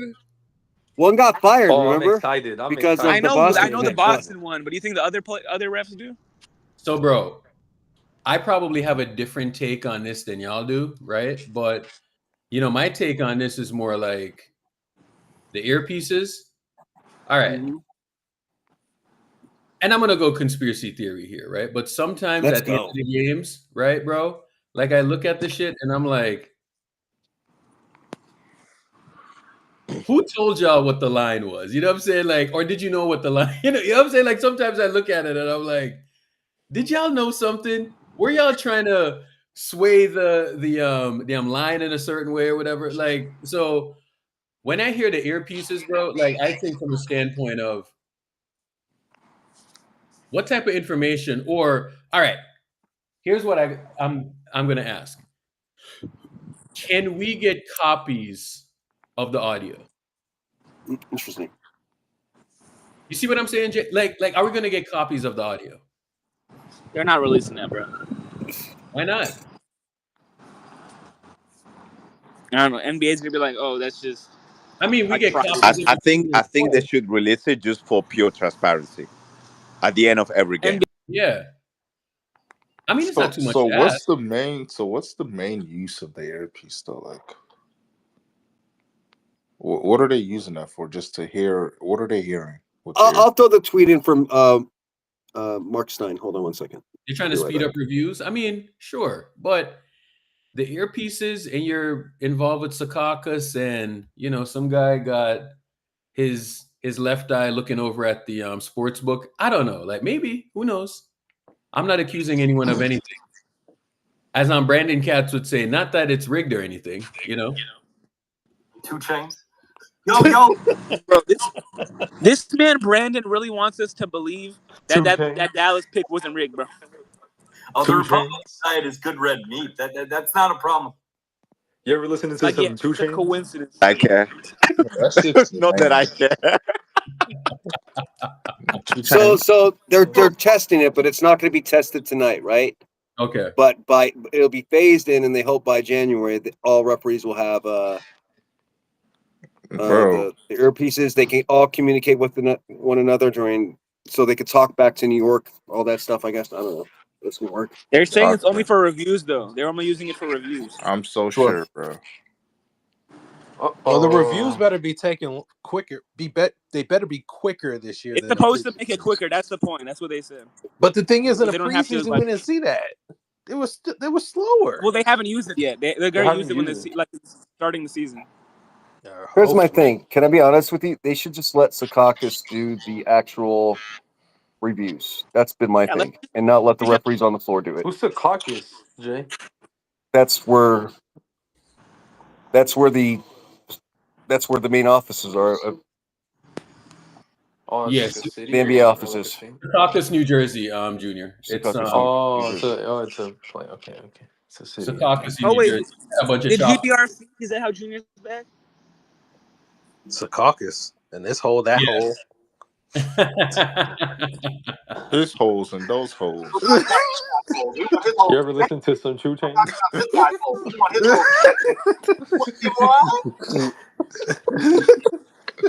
Yeah, that's bro. That might be top 3. Prime is evil, bro. Bro, that's fucking top. Are y'all saying? Have Face y'all game ever Lakers listened to some making 2 Junior take Chainz ecstasy. now? I am not taking ecstasy, bro. I'll never take ecstasy. Junior is going to be in everybody's chat tonight. It's going to be crazy. No excuses. No excuses. I did that specifically for Urkel. Why'd I you wanted do him to have that? this. They clipped you. Oh, That's I an wanted easy him to have clip. this one. That's an easy I clip, want. Jay. Oh, I Hey. did it on purpose, bro. That's probably my favorite one, bro. This one. No excuses. Bro, once you did this, bro, I got the quickest text message from Lee, bro. Because I told Lee I did it on purpose. I wanted him to have the clip. What? I contribute. I contribute to the community. Is what I do. That what one is freaking random, bro. What? I mean, remember what Jay said, whoever wins this game is going to determine how their season looks. The Republican. Oh, he did say that, Jay? He said this. No, I didn't say that. Yes, you did. You said if the Lakers win and the I Warriors never win, said this. Yes, you Matt, I never said this. Yes, What are you talking about? I remember This is going to determine. That's like stupid. Bro, don't backpedal now. That's what Jay. you That's what a 5-year-old would say. No, when you were heated, that's what you said. Yo, hey, you guys should Like try you were this, upset. bro. Yo. I don't know why this shit's so funny. It was like in a moment when you were very pissed. Hey guys, look at Big DK. It's going to be Little DK later. Let him DK. Let him DK. Lil, it's going to be LILDK. No, it's not, buddy. We're winning. I don't practice Santeria. Did GBR come on? Oh, I stage got to this give a morning? speech. What's Jay's punishment? Yeah, Cassian, I have to do a speech praising DK. And call me Big DK for the month. I have to call Big DK for a month. Offensive load. Well,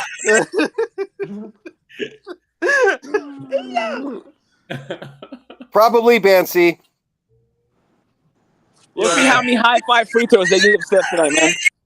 Hey, Matt. Yeah. I need that portion of Jim Park on the on the soundboard. Wait, let's say it one more time before I give it to you forever.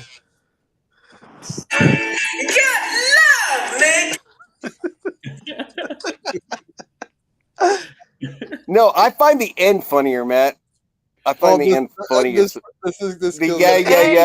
Yeah. You wanna say is there's just one way back and I'll make What the fuck?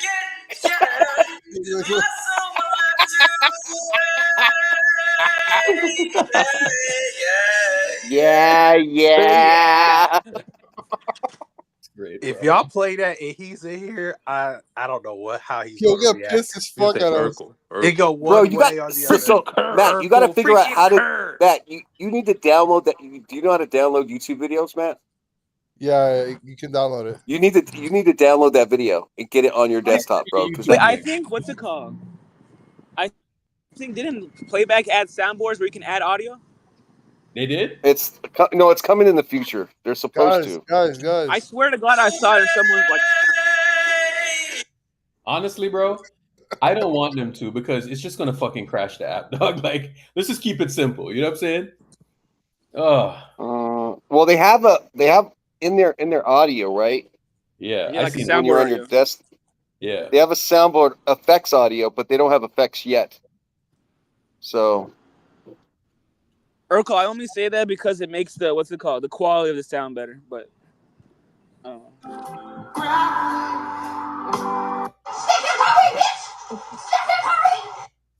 I lied.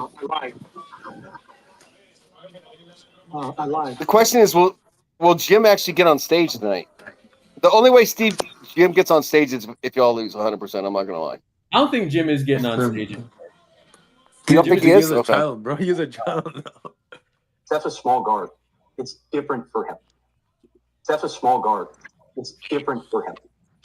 who said that? I remember That's how supposed to pissed be off Nick, I right? was when I heard that clip for the first time. I was so mad. Yo, Is that Nick, right? Hinge has been hitting. I think it's Nick, right? Different for him. Lee, I'm telling you, bro, back in the day, he was on the timeline, right? And bro, a lot of people say that stuff, but what was annoying me at the time is that, you know, I was making an example out of him. You know what I'm saying? And Okay, we get it, Brandon. We get it. right. So so back then it annoyed me because I was like, bro, these are the people that we got defending Steph. You know what I'm saying? Bro, this shit irked me. Oh, the Republican diet is good red meat. That's not a problem. Black Lives Matter. Shout out, Brandon. I'm telling you, the best time you play Black Lives Matter is when Black Lives someone Matter. like Cam is on stage and you play it. That Dude, he was hella pissed off. He's like, why the hell did that guy just say that randomly? He was hella mad. I think you played clip one time and Brandon argued with himself. He's like, hold on, I'll be real quick. Wait. Brandon Katz had a political debate Yeah, with he did. NBA? He did. Yeah, Where? he did. Where? On Chasing Ass. Does anybody got this clipped? No. But No, bro, it was for hours, bro. So, bro, Oh, bro. I have to like Wait a moment. stop saying like what I'm gonna do on stage or whatever, right? Because I said that I wanted Dr. NBA and Brandon to talk about politics. You know what I'm saying? Like Interesting. It's a Interesting. stuff, right? Lo and behold, right? Guess what happened last night? Oh shit. Oh, lo and behold, that happens. I mean, Jesus Christ. Who was awake? When was this? Was it like at night? When was this? Yeah, it was like at 3 in the Yeah, morning. it was or at some shit. nighttime, very late at night. Very late. Dude, 3 in the Brandon- morning? Who the fuck stays up that late? Well, yeah. Gooners. They're calling him Dr. WNBA.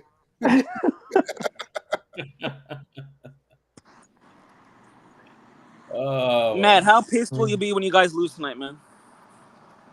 Oh, Ariel, you never learn. You Hold learn, on. buddy. Who called him Dr. WNBA? Big Warriors and people last night were saying it in the chat. He topped down, left the stage after I destroyed him on terrace. I'm not gonna lie, Brandon was cooking the fuck out of him. He was. Because Dr. NBA doesn't know how to debate. Y'all know that, right? Yeah, bro. He gets mad and he runs. AJ. Did he talk about himself being a lawyer himself last night, guys? Did he talk about that? Yeah, and he was calling Brandon. Yeah, I a want fake Dr. lawyer. NBA in here, right? So what we're not going to do is we're not going to say anything about Okay. anything like that, right? Okay. Because I think I'm sorry. no, it's good. Brandon, bro. What the fuck? He's a swell guy. He's swell.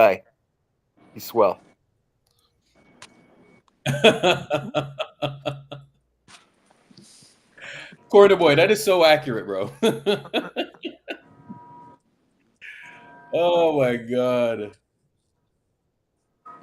Dr. NBA has been around a while. Brandon has been around a while. But the minute I open up my mouth, I need to keep my mouth shut, bro. Oh my god. Talk politics. It's fucking quiet because you came up here and lied, and now you're gonna get cooked. You're cooked again. Stay in the chat, little guy. This isn't a fucking classroom. So what? Oracle, are you doing Spaces pregame? You know what? No. I'm gonna stay in here and then Spaces, post-game Spaces.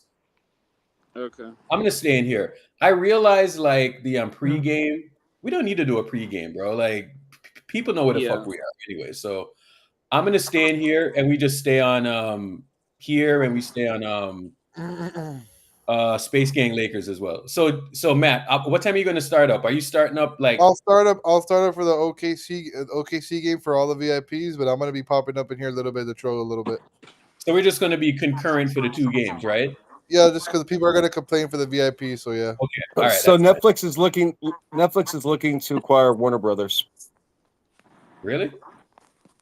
Yep. Wow. What is that gonna do? We'll do a segment on that today. What's gonna freaking? How many more films are they gonna acquire off of that? Well, they'll have the whole full Warner Brothers library. They'll probably keep Max because they want to make money. Right. They're gonna so have keep all Max of DC. separately. Oak Tree, you're right, bro. Are they trying to buy us? But what they'll do is that way because they're already bumbling HBO. with though that's what they'll do. You'll have two different apps. That's what they're gonna do. Bro, my tummy Probably. hurt, bro. You what, Junior? My stomach. Because they'll probably keep the legacy of that and keep that separate is what they'll do. My stomach That's hurt. good though. They get some class. Good. But you want to keep the branding because it's important. Jay, isn't that wild, bro? That Netflix is buying Warner Brothers. Well, they're looking to They were acquire down in the because gutter a Warner couple years ago. Brothers officially put themselves. Well, the rumor has been that Warner Brothers was going to do this anyway. By the way, Warner Brothers has had the best year for movie-wise, making money. But they put it up for sale today. But yeah, all right, old guys like us, right? Like, isn't it crazy to think that Netflix is going to buy Warner Brothers? Like, that's crazy to me, bro. That just tells you like where the media landscape is going right now. Yeah, well, Netflix was going out of business, bro, and then they're back now. It's kind of crazy. They're a multi-billion-dollar company, but they're about to buy Warner. That's crazy, bro. OnlyFans CEO reveals that majority of the platform revenue comes from Americans, and that OnlyFans has paid $25 billion to create in 2016. Dude, that's First insane, Ariana bro. boxing match, brother. I'm killing you.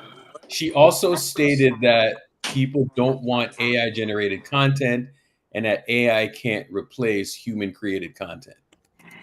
$25 billion, bro. 25, bro. Yeah. Bro. Sims ruined everything, dog. Ariane, man. Ariane, bro. You really had to ruin everything. I have to ruin everything. Junior, what did I ruin? Offensive load. You're a simp, bro. Junior, why do you have to come up here and just insult Ariane, bro? He didn't say anything to you. Because he's broke. It's a joke. It's literally a joke. He feels bad about himself after I. It's literally a joke. He knows. Nah, bro. It's okay. Junior, you just insult the man out of nowhere. He muted up. He got scared. Look, Mickey. They're saying It's different for him. Ariane, you think you could It's take different for him. Ariane, you think you could take Junior in a boxing match? It depends on how much he weighs. How much does he weigh? He's like your size. He's like more or less your size. So he's 175, like somewhere like 170s. Yeah, he's a skin. He's a slim one. I currently weigh, I kid you not, I currently weigh like 180 some. Like 184, 185, around there. Going against midgets, huh? Going against Lawler, midgets. Brent, you don't know me in real life. How would you know if I could fight or not? Bro, I'm Mexican, bro. I'm Mexican. Ariana, bro. the type to get Mexicans beat are up by born girls fighters, growing up? like, I'll just show you, bro. Sure, bro. Junior's Mexicans like are an known to evil. have I strong always chins. say Junior's like an evil Ariane. Bro, do not compare me to that motherfucker, bro, please. That's Oh, actually Ari. dead ass. Like that makes me feel bad. Don't do Oh, it. Ari. You're not even saying my name. What are you talking about? Ari, what the fuck is that? Bro, what'd you have for breakfast today, bro? Did you even have breakfast today? No, I don't even. What?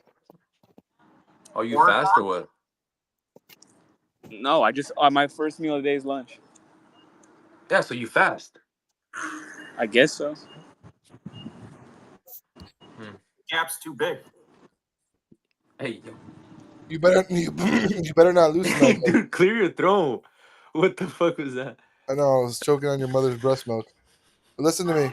If we win tonight, we're gonna release a secret weapon Junior into your chat, and you're gonna have to kick him because it's gonna get real disgusting. Bro, I'm not Okay, doing that, bro. you People guys are gonna. lose what? Or disappear? Is that what's gonna happen? Look at Brandon. What do you got to say now, Brandon? Yeah, so last night, I destroyed Dr. NBA. Yeah, I cooked the shit out of Dr. NBA. So I debated Dr. NBA on Dre. He called it. I think Dre decided not to post the video feed because there was a lot That of was good. talk. Anyways, That I don't was give good, a not gonna fuck lie. what he does. But so I was debating Dr. NBA and we were debating legal issues like we debated Trump sending the National Guard to cities like Chicago and Portland. It just went back and forth. And then we got to economics. I fucking barbecued him. He got destroyed because he argued He argued that Trump's tariffs are bad because they're a tax on consumers. And so I asked him, I said, if you oppose taxes because consumers end up paying them, then you must oppose the Democratic Party's entire political agenda, the Democratic Party's entire economic and political agenda, which is massively raising taxes on corporations. And he claimed that tariffs are different than raising taxes on corporations. This is fucking hilarious.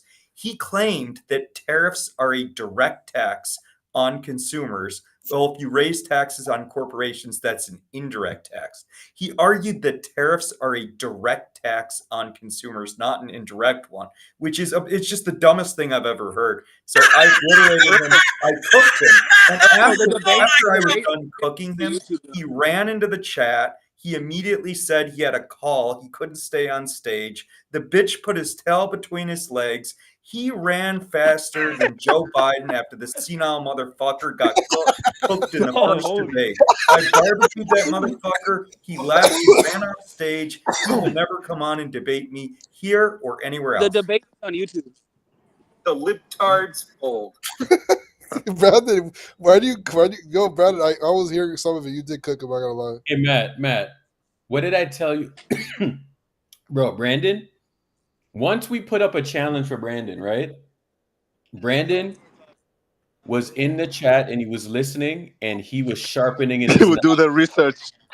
Bro, one quick point here. Jim Park is not coming on stage. I debated Jim Park on whether TJD was a starting center. I told that motherfucker TJD is not a starting center at the beginning of last year.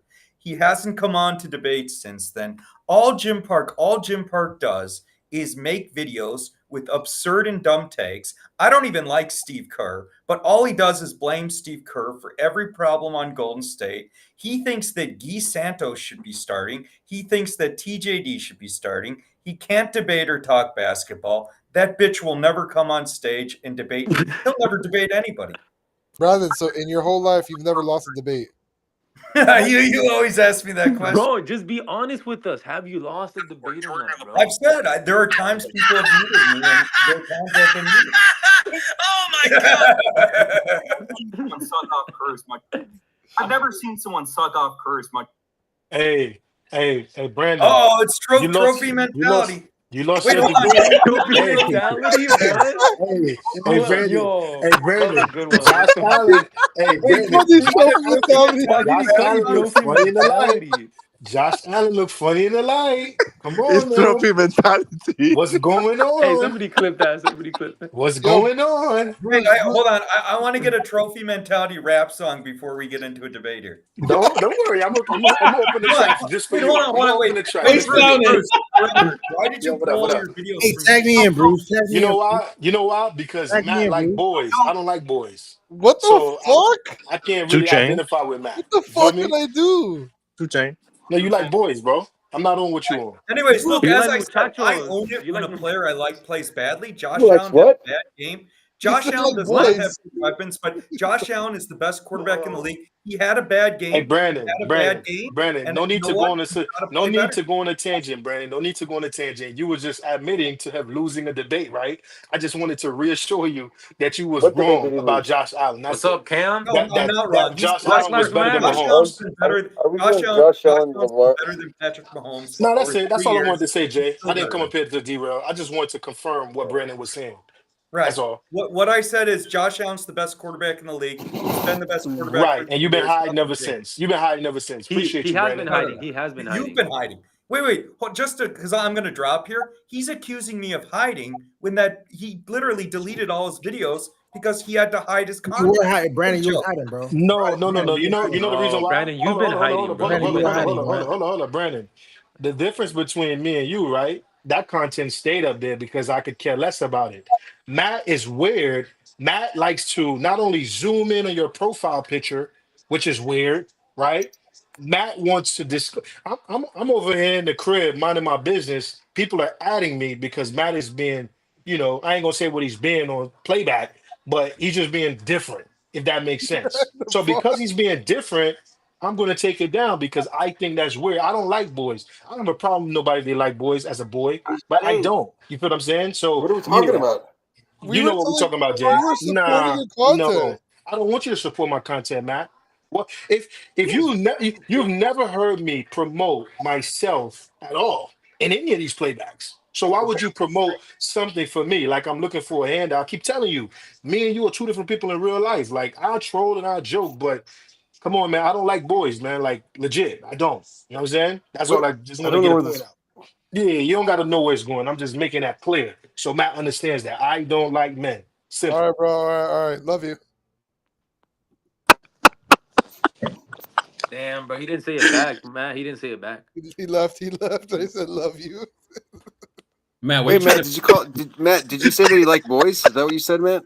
He's mad because we put his trophy mentality song. And what did we do, Jay? We told everybody to like one hole and the other hole. It's fire, bro. Jay, let me ask you a question, Jay.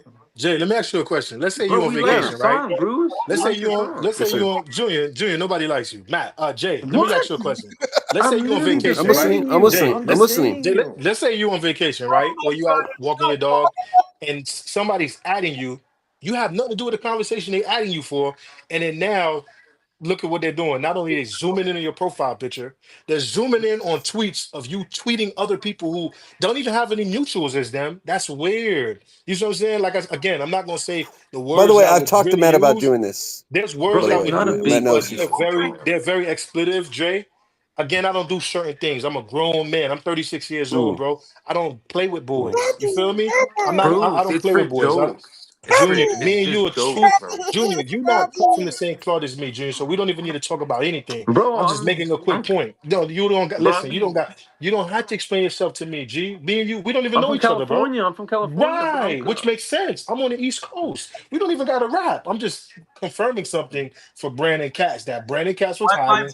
I have no problem talking with Brandon Katz because at least it's an actual conversation or debate we're having. You just zoom in on a person's profile picture and think that's cute. That's weird. All right, bro. That's what I'm trying to get to you, bro. Bruce, I'm not on none of that. Matt, you good. I'm not on none of that. And I told Matt, I told you, Matt, remember I told you, Matt, that there are people in the community, Matt. I said you probably shouldn't do this to you anymore. You already said you wouldn't do that anymore. I'm not cut like that. I don't care. I don't care. I'm Jamaican. Just make the promise. Y'all boys is different. Me and y'all is not the same. Y'all different. Samuel, I gotta help him out. Bruce, I apologize. No, you don't gotta apologize to me, bro. We don't even know each other in real life. Okay, I'm just telling you why I can't rock with you. I love you. I don't do stuff like that. I don't like men. I love you, bro. Peace and love, Bruce. I love you. I just don't know where the love you, bro. Is. I fucking love you. I'm sorry, dude. I love you, Poppy. Jesus Christ. Black Lives Matter. The lip Sometimes. Oak Tree. I swear to God, I zoomed into his profile one time, and I'm sorry, but Matt, this is the. Remember, I told you not to do this with people within the community. Remember, I said just stop doing that. Bro, Jay, hold on, Junior, shut up. But Jay, can you? I know, but the people that are within the community, we shouldn't. I understand. I think he's more upset about the zooming in the photo and all that stuff. I know, but it's not a big deal, bro. He has his picture. But Matt, there have been other people who've mentioned that to you, not just him. That's all I'm saying. You forgot, Jay. You forgot. Hold up, Jay. You forgot a couple months ago. Me and King was debating, right? And rap came up. And what did I do? I rapped immediately, right? And I said, King, are you going to rap? King didn't rap. I'm still holding King for his 16 bars, right? I've been rapping my entire life. I don't have a problem with rap. Again, I haven't made any content because of several reasons, and I left the content up there. I don't care. Bruce, rap out of me right now. Rap out of me right now. The reality is that, again, I am a grown man. I don't have a problem if you like boys, but I don't. So when I see you doing certain things, I'm just saying it's weird for me. Look at how long Urkel has had playback. How many times has Urkel ever zoomed in on a person's profile picture or a person tweeting? He's done that before. What? No. I've never seen Urkel go to L Dot's tweets, look at L Dot tweeting a female or tweeting a dude, and then like implying stuff to the chat. That's weird, bro. I don't get down like that. You feel me? Again, y'all boys okay with it, which is the reason why y'all boys is saying there's nothing wrong with it. I'm telling y'all, me and y'all is different. Look, So I talked to Matt. Matt knows not to do. We do it to rant. We do it to strangers. Yeah, We're but doing it hey, to Bruce, we strangers. do it to it's one everybody, thing. bro. We do it to everybody. This dude, Junior, like you re-emphasizing why people don't like you. You keep telling me what he doing to everybody else, and I'm telling you, most of you niggas is scrubs. Bruce, Do none of not these compare me to none of y'all Bruce, boys, bro. hold on, Bruce. Do not compare me to y'all boys. Most of Hold y'all on. boys is scrubs. All right, listen Most to of me. y'all boys is scrubs. I'm just keeping it real. Listen, hold on, Bruce. I'm gonna cover King Solomon's 16 bars. Go on a beat. Nah. Again, you could do what you want to do. I'm just telling you. Again, Oh boy, We y'all ain't no boys just do scrubs, weird bro. We stuff. ain't no Y'all just do scrubs like weird stuff. Oh, I'm TLC. gonna cover for King. Let's get it. Let's fucking go.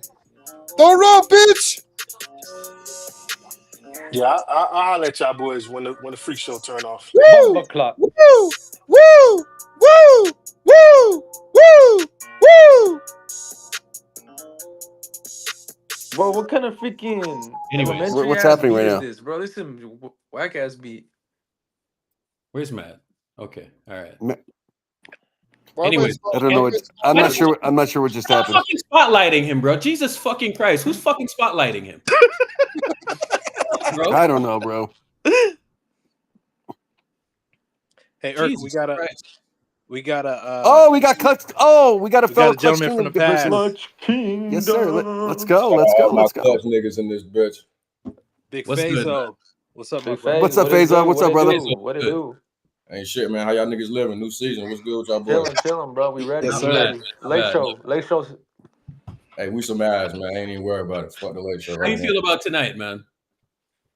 now. We on the side, Irk. You feel me? We on the sidelines, you know what I'm saying? Trying to see what my boy can do. Luka running it. So, hey, it's his show, man. It's his show. We just here to support. You feel me? You know what's crazy is that I think y'all are going to have a decent shot tonight. You know, the Bron and Luka thing, they kind of do the same thing. So it's almost like y'all are going to, like when one isn't there and the other one is there, they're going to probably play around the same. You know what I'm saying? But the real challenge for them is they're going to have to figure out, like, when one has the ball, what the other one is going to do. And that's what I saw last season. So I was thinking about that, but it's kind of like that thing, man. I mean, the challenge for the Lakers, if Bron can figure out, or if Luka can figure out what he's going to do when Bron doesn't have the ball, you know, and it's going to be more incumbent than Luka. Like when Bron has the ball, Bron is a pretty decent cutter off the ball, right? So he can do stuff like that. He can, you know, let's see if he'll play defense and all of that stuff. But, you know, when Bron has the ball, he cuts. But when Luka doesn't have the ball, he kind of just like drifts over towards like the hash point or the hash mark or whatever. So that's going to be interesting. But that's facts though. I think Bron actually been experienced with knowing some of these niggas can't really make some of the most simplest passes. Like we still struggle with regular oops on the break and shit. And so you know, I mean, how many times a 41-year-old gonna actually try to cut when he know he ain't gonna get the ball? But you're right, bro. Luka gonna do his thing. You know, Bron got to figure it out. But I think my most issues right now is the wing position, bro. Like we ain't got nobody to really go out there and compete on the perimeter and actually keep themselves on the court. You feel me? Like, I've been crying for Andrew Wiggins for a little minute. I mean, y'all got the good and the bad with him. I'm pretty sure y'all can tell me about him, but at least, you know, he come with championship experience. Yeah. His mental pedigree. You know, we came out 2013 together, so we played probably like 3 times in real life. So I'm like, if you put bro beside LeBron, somebody who will do the little things, beside Luka, somebody that'll do the little things, actually compete on the perimeter. Sometimes, you know, he might go out there and guard KD in the post on the post up and give him trouble. Not saying he's gonna lock him up, but we need somebody to give us those minutes. We ain't got none of them right now, bro. We still worry about can Vando hit a 3. Man, that nigga clanking the back of the backboard from the easiest 3 in the short corner right now. How are we gonna rely on that? We worry about Jackson Hayes. The Lakers weren't even gonna get this dude a contract after the season was over, and we think he's gonna come in and give us pivotal minutes. I don't know, bro. I like the DA pickup. But again, there's other pieces out there. I feel like for the Lakers to be a serious championship contender, they could have actually went out there and like the Al Horford shit. Yeah. I mean, y'all can tell me a little something about that, but I think y'all got one of the best starting fives because of Al Horford. The addition that they're able to stretch the floor. I think we should have actually been trying to get names like that instead of like DA and, you know, bringing back Jackson Hayes and not having a perimeter 3 and D option.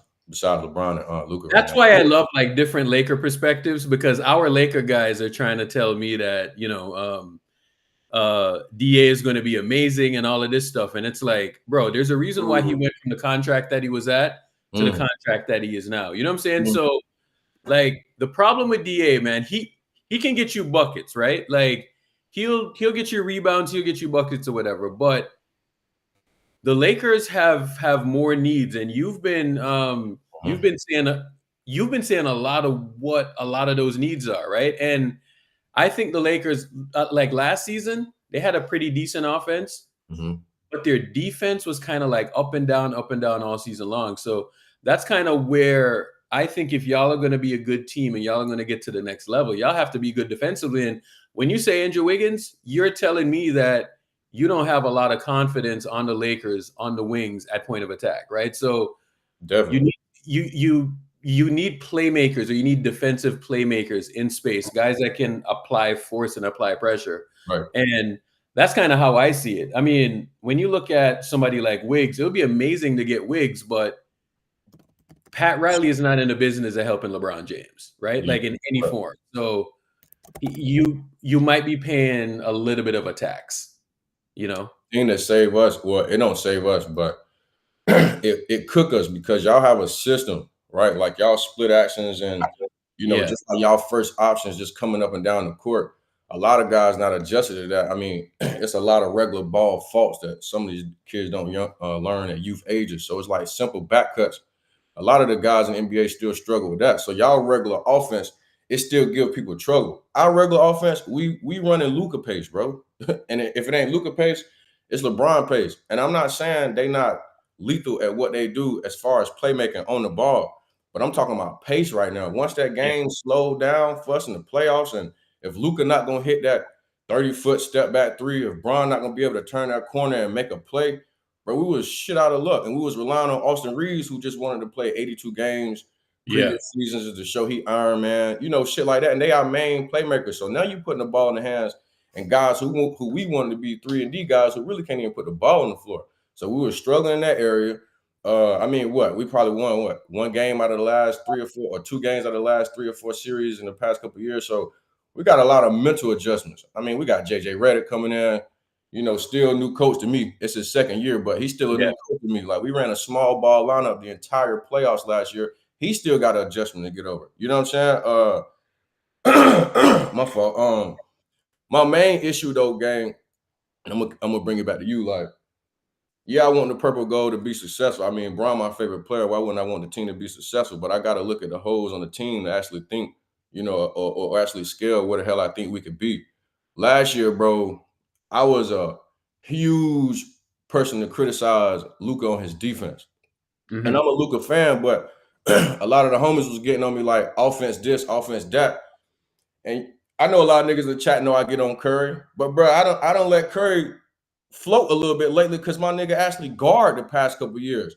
Yeah. He ain't no motherfucking he ain't no liability defensively no more. You feel me? Like when Bron and Curry used to match up in the finals, nigga, we trying to one-on-one this nigga. We trying to put him in actions. You can't do that shit no more. He don't put up a little bit more weight on his frame upward, so you can't just put him in the post. You feel me? He always competed to slide his puppies, but he ain't have the best ankles. And, you know, y'all know his injury situation. But over the years, he got better, bro. He's showing growth. Now, that ain't with Luka, and that's our 1A. We got 3 guys on the court who can't guard last year. We had Rui Hachimura. He can't guard his position. Austin Reeves, he couldn't guard his position. Luka Doncic, he couldn't guard his position. And we trying to have LeBron James, the rim protector. I mean, you know, we're going to sell tickets in purple and gold, bro. Don't get me wrong. We're going to sell jerseys and shit. The merch going to always sell. Shout out to the Beaches and Baddies. But championship contender, man, shit, man. Like I told the homies, we 7 through 12 tier right now until Bron come back and we can actually see what the team look like. We got a lot of holes, man. A lot of holes. And bro, they gotta get so everything that I hear you saying, bro, it's defensive. And this is what I've been telling these Laker fans, bro. Like, you have to be better defensively. Like, if you're not better defensively, you know, you're probably going to get to a certain point and then that's going to be your ceiling, right? Because the way that I looked at the league last year, every team that was good defensively, they were pretty much a contender. You know, Mhm. so you got to find like that baseline of defense, and it's like, you know, the one thing last year when Laker fans were getting excited, right? And this is going to be the challenge with Luka going forward, right? How can you run a system that promotes balance where other guys are just not standing and watching, Mhm. and then you can just get your stats as well, right? Because last year, before the trade, JJ was running a lot of movement type of stuff, right? Like not to the degree of the Warriors, right? But he was doing like a lot of misdirection type of stuff. And I think like he had AD at the elbow, AD was diming up cutters, Bron was kind of doing the same thing, but there was movement within the offense. Guys weren't just standing there, right? And I was looking at that and I was like, oh, JJ is actually running some stuff, right? When Luka got there, it became your turn, my turn. Yeah. And it is your turn, my turn. And then all of a sudden, they're not really that great defensively, right? So that's why y'all lost that series. Y'all lost that series against the Wolves because it was your turn, my turn. And, you know, they weren't doing anything defensively. And in the playoffs, they were playing the zone. They didn't have a center and all of that stuff. And I think Laker fans think that DA is going to fix everything. I don't think he's going to fix a lot as like y'all think. You know what I'm saying? So, but the jury's still out. I don't know. Maybe he's going to change as a player and just do like the smaller things that you need him to do. But it's yet to be seen, right? And I think that's the concern for y'all. Y'all have to be good defense in this league when everyone is just kind of playing the same and offense is homogenous and all of that. Nah, bro, you need to fucking guard up, bro. You need to guard up to be competitive in this league. And this is what I've been telling these Laker fans, bro. You know, so I think you're slightly optimistic about the team, right? Oh yeah, I'm gonna always have a little optimism because you know LeBron on the court, but I mean you also got to put a little math with it. If it don't make sense, that shit don't make sense. Yeah. Yeah, bro. But I'm excited for the season to start, man. I mean, for sure. So I look at like the Rockets game tonight. Like we have the first game on the Rockets and OKC. That one is going to be interesting because, you know, bro, the NBA knows what they're doing, man. They put Kevin Durant. Hey, that's kind of cool, don't you think? They're going to have Kevin Durant watch his former team on ring night. That's some cruel stuff, bro. Hey, what you think about their starting five though? Y'all heard what they throwing out there? KD at the 2 and shit, Jabari at the 3. So they gonna be huge. Pause. Ime Udoka. All right, I don't think it's gonna work because they got you know that massive lineup out there. I don't think it's gonna work. But last season I was watching them when I was watching what they were doing. I think they're leaning into like a strategy to win possessions, right? So the first thing that we do, because we've just been watching, you know, Pace and Space for like the last decade or so, decade plus, right? And I think what we do is that we lean to say, oh, the shit's not going to work. You know what I'm saying? But then you look at it and you're like, is it going to work? Because what they did last year is that they had the 13th ranked offense, and they had the 13th ranked offense. And, you know, Jalen Green is nowhere near KD, right? But you have to look at it from the standpoint of, can they go that big?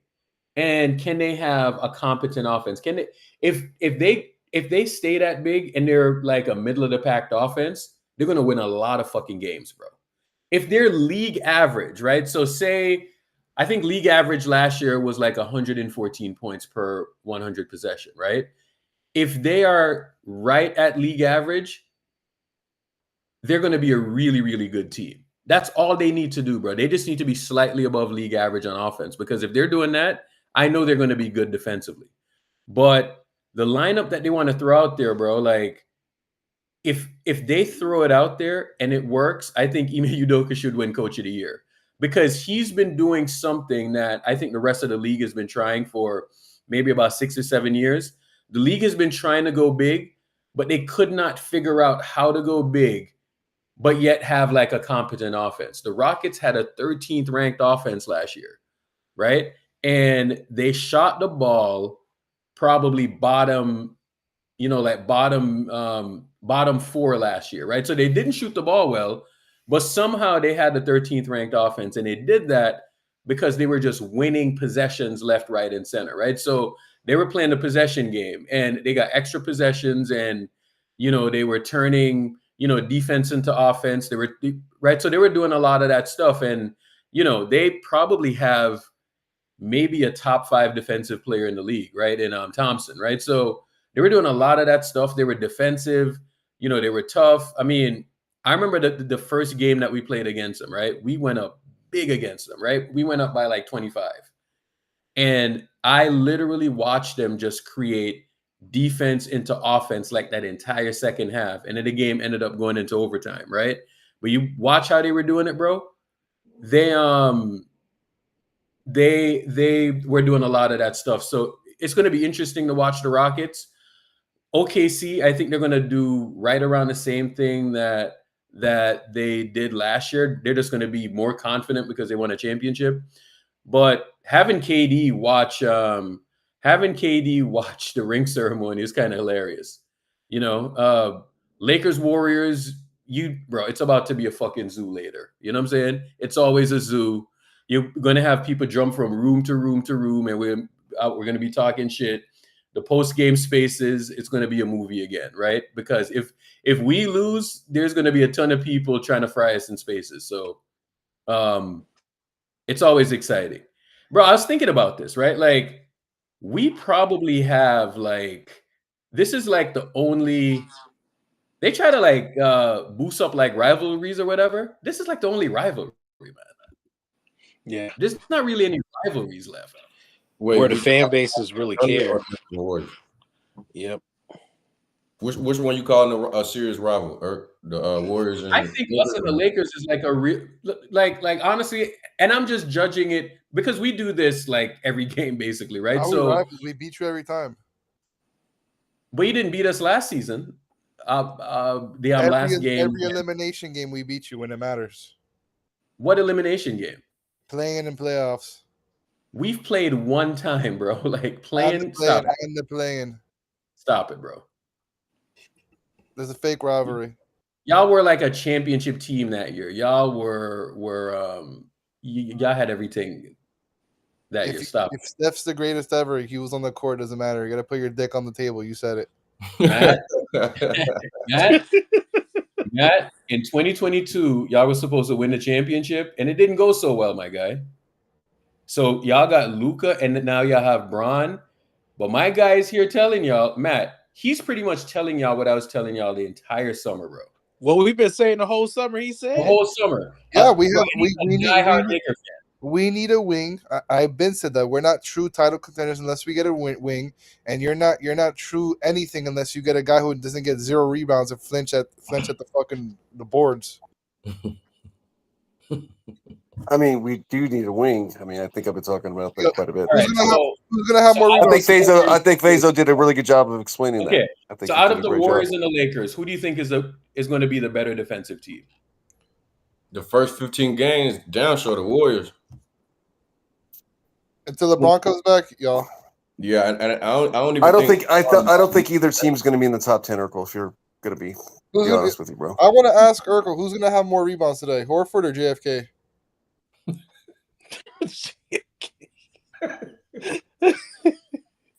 It's definitely Pods is going to be the rebounder, leading rebounder for the team today. Did you say JFK?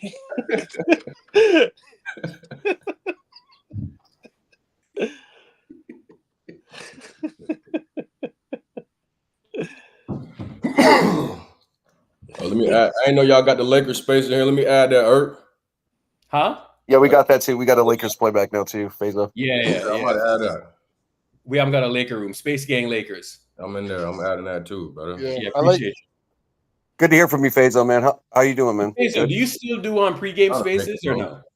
Nah, man. I'll probably do something today, but man, I kind of step back from that shit, man. You know. Yeah, I feel you. Real, bro. You know. Twitter. Shit. Yeah, man, it's a lot of work, bro. Trust me, I do it too. So it's a lot of work, bro. Yeah, well, I don't really complain about the work, bro. Like, you know, I'm good with the work, bro. I just, man, some of these dudes on Twitter be real weird, man. You know, it's real weird up here. They be your bros, and then next thing you know, they on some whole shit. I just, you know what I'm saying? It'd be crazy, bro. I mean, the people you start with too, like you be. Oh my God! You help them get a platform, and now you know them niggas doing their thing, whatever. You know, I ain't never been a hater. I always invite people. Or you know this, I've been knowing you almost 4 years, bro. I always invite the homies in there, even if we don't agree. But it just be getting nasty on Twitter, bro. So I just step back, man. I just like to keep it Faisal. Did that sound familiar? Oh no, Lee. I'm telling you, bro. Like, he is literally telling you like my existence the last 4 or 5 years or so, bro. Like, for real, bro. Bro, it's like the whole summer. Oh my God, bro. It's you know what I'm saying? Yo, Lee, Faisal was one of the people, right? Like when I was gonna go to Chicago and I heard him, you know what I'm saying? Faisal was like, bro, it's not worth it. Yeah, and he was coming from a good place, you know what I'm saying?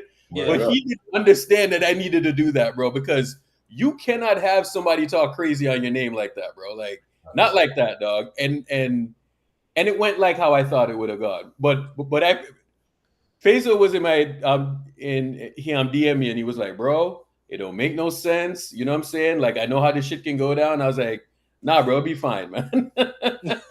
Yeah, you know the homies don't ride with dudes. 4 years, bro. You try to put people on and they just start acting a certain way with you. You know what I'm saying? So I bro, like if nobody understands, I completely understand what you're saying, bro. Completely understand.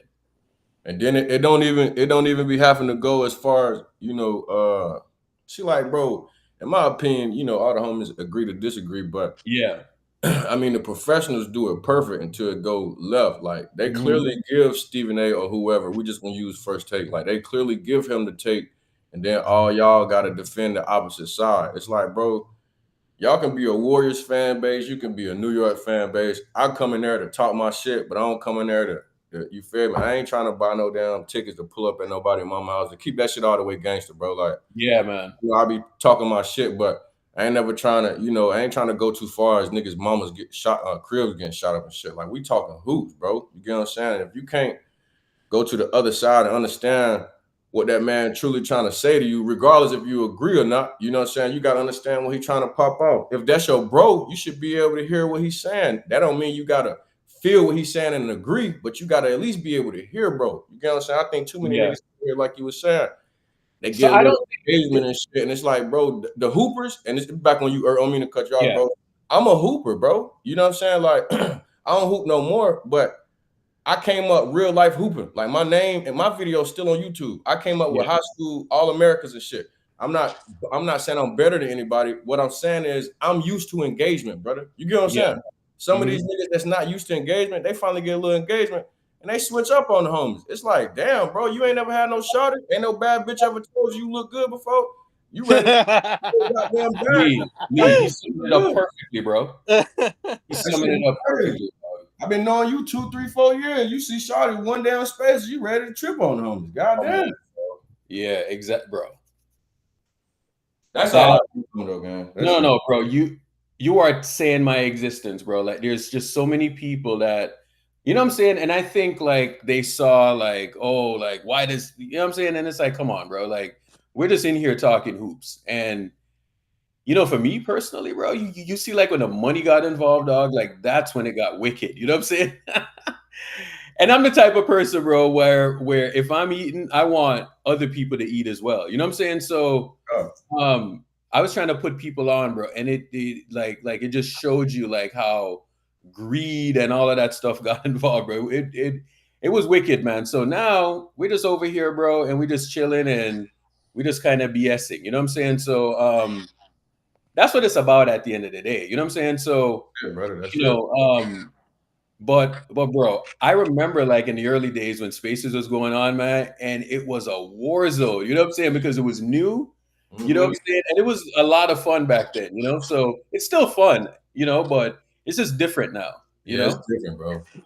It's just they way low-key took a little bit of the fun out. Like you said, that dollar, that dollar changed a lot of things, bro. It always does, bro. It always does. It always does. But the thing is, though, back then too, Faisal, like it got heated in the debates, like when it came to Bron and Steph, obviously, but nobody was like taking it serious. It was just hell no.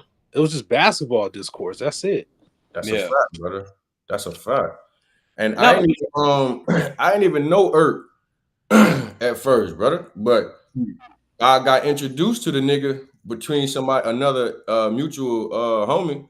He like, bro, before I even got into my shit, the first day me and Erk going at it about Steph and Bron, he already told me like, bro, don't take that shit too serious, bro. He just, you feel me? He just doing his shit, you know, talking his Curry shit, but it ain't gonna go too far. So that right there let me know, my nigga, he ain't one of them other ones. And through 4-5 years, you feel me? Yeah, been locked in. We ain't been the best friends, but it's been kosher. It's been cordial. We've been able to communicate. If I want to come on the Warrior Spaces, that nigga Erk gonna send me a mic, bro. If he come to the Lakers shit or my shit, and I just don't see him, I'm a DM him like, my nigga, I just ain't see you, gang. It ain't never been no hating ass shit, bro. You get on this motherfucker, niggas be ready to goddamn act like they trying to pull to your mama crib to shoot them shit. Yo, Faisal, let me tell you something. I would put somebody with an opposing view on mic before I would put somebody that agrees with me. You know what I'm saying? Yeah. That's how I've always ran the shit, bro. Like I want opposition in there. And there's a lot of people that don't understand that, right? But when you got opposition in there and somebody has a different opinion than you, bro, you will have a way better conversation, right? Like a more concise conversation and a more interesting, engaging conversation than, you know, you just got somebody that disagrees with you, bro. Like I am probably one of the few people, you know, on the timeline that loves like that level of engagement. I don't think people are necessarily comfortable with just having, you know, like the opposite in there. You know what I'm saying? I want the fucking opposing view in there constantly. You know what I'm saying? And some people would get mad or whatever, but bro, I don't want no echo chamber. You know what I'm saying? So you see like how you came in here this morning and you had like a certain view. There's other Laker fans in our community that they have like a different view. You know what I'm saying? So I heard your perspective. Right. And it's like, oh, not all Laker fans think the same way. You know what I'm saying? Like they kind of got, you know, that like there's different silos of opinions and all of that stuff. So, I mean, I love to hear different opinions from different people. You know what I'm saying? It also makes you smarter. So, you know. Yeah, you definitely I love the variety of that. And, you know, when we're doing spaces, bro, like that was the cool part about spaces is like, yeah, you can see somebody tweet or whatever, but a whole new world opened up when you heard somebody speak, bro. It took it to another level. And, you know, now we got like multiple platforms and this guy has his platform. We got our platform and, you know, like, right. We're just on this app, you know what I'm saying? So, you know, but I'm still going to make the spaces rock out though. I mean, a lot of people don't want to do spaces these days, but I'm going to do the spaces after the game and, you know, still come in here, watch your games or whatever and just shoot the shit. So, you know. Man, y'all keep doing what y'all doing, bro. That's the main. Yeah, man. the creativity, you know what I'm saying, come from whoever it come from. If it's you, the team, whoever. Y'all just keep doing whatever the hell y'all doing, bro. It's going to be haters everywhere. I mean. Yeah. We got all types of ideas, bro. We got a soundboard and the whole thing in here. So, yeah, keep that it's going to make the shit funny, make the shit entertaining, you know? Which it should only be about, though, at the end of the day. You know what I'm saying? Yeah. I'm definitely going to spend throughout the y'all game, dog. I can't wait for the first tip off today. I really couldn't wait till the NBA got back cracking today, man. That preseason. Bro, this summer felt like it was like 5 summers in one, man. And it was just the longest summer possible. You know what I'm saying? A lot happened this summer, man. So I'm just glad basketball is back. Too much happened. Hey, I heard y'all going well, I don't know if it's true or not. Well, let me just ask you this. Do y'all think y'all need any more pieces in Golden State as far as like, you know, before the trade deadline come? If it's any pieces, what are those? Because I ain't gonna lie. Yeah, I think we need stuff. Bro. What is it? So the same thing that y'all need, I think we need as well. I think, you know, last season and bro, last season, I think a lot of people said that, all right, after we got Jimmy Butler, we had the #1 defense and all of that stuff, right? And they dug their heels in on having like a number one defense, and they're like, you know, we have everything that we need. No. You need positional size, and you need guys that can guard at those positions, right? Even though we had a number one defense and all of that, I still think we need a guy up there like Wiggs, because you said Andrew Wiggins. I think we want Andrew Wiggins back up top guarding ball, because if he has Jimmy Butler and Draymond Green behind him, you know, I think we can play a wider array of defense. Because what I saw in the playoffs, even though Steph was there and a lot of people said, well, Steph wasn't there, completely understand, right? But there were times when I watched Minnesota get into, you know, a certain set and they were attacking that defensive weakness, right? A number one defensive team should not be attacked. I saw the exploit and they were taking advantage of it. You know what I'm saying? They saw like a certain weakness and they were just taking advantage of it over and over again. Next thing you know, that ball was zinging around. I don't know if you can get like a POA wing. I think it's ridiculously hard to get at this point, but we need like a bigger guard that can guard, like another one. You know what I'm saying? If you can't get the wing, ideally I would like to have like a Wiggs type, but if you can't get that, you need like another, like say like a Alex Caruso, Derek White type of guy, right? We got a rookie out there, Will Richard. I think he's probably going to fit that mold, but he's a rookie and he hasn't played NBA games yet. So, you know, I think that's the thing that we need. Now, you know, people's probably going to say, all right, we need a big and another front court player, but there's always like a trade-off that you have to make with Draymond Green, right? So we struggle with Draymond at the 4, Draymond at the 5, but I think Draymond is going to start at the 5. I think Steve is just going to go Draymond at the 5 and then just play him limited minutes and just go, you know, and just switch back and forth. You know what I'm saying? So I don't think I think we started like the second game. I was watching it in the preseason and he went Al Horford and Draymond Green in that front court. And Al Horford and Draymond Green, they really didn't look that great together. You know what I'm saying? And they were out there and they were trying to shoot threes and all of that stuff, but it just looked kind of clunky, right? And at this point, and I know people want to preserve Draymond. I just think you got to find another way to preserve him. But he's a 5 at this point, bro. It's kind of like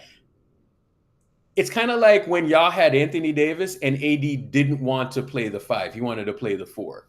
Bro, Anthony Davis, I think his best spot is at the 5. He's not a 4 because 4s these days, they are, you know, on offense, they're doing something really specific.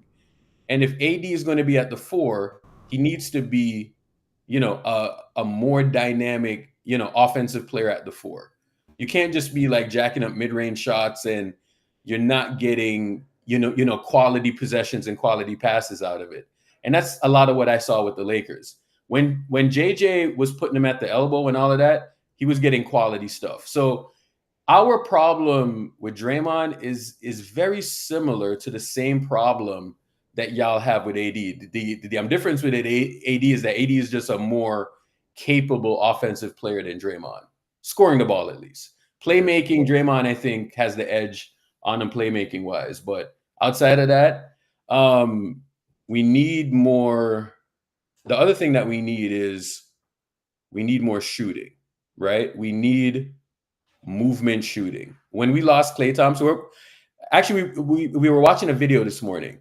And we were watching Klay Thompson, and Lee was saying that that he didn't realize how important Klay was. I think what would really put us over the top is if we had like a movement shooter. I don't know who that's going to be, a movement shooter that can actually guard, because I think that's going to open up our offense more, because Kerr's trying to force an offense that he doesn't necessarily have the personnel for, right? Like it's just not the same. He's not creating the same level of misdirection. He's not creating the same level of value. So those are the things that I think we still need. But that movement shooter would do us wonders, bro. It would vault us if we had, say, like a a Klay Thompson who didn't have ACL and an Achilles injury, right?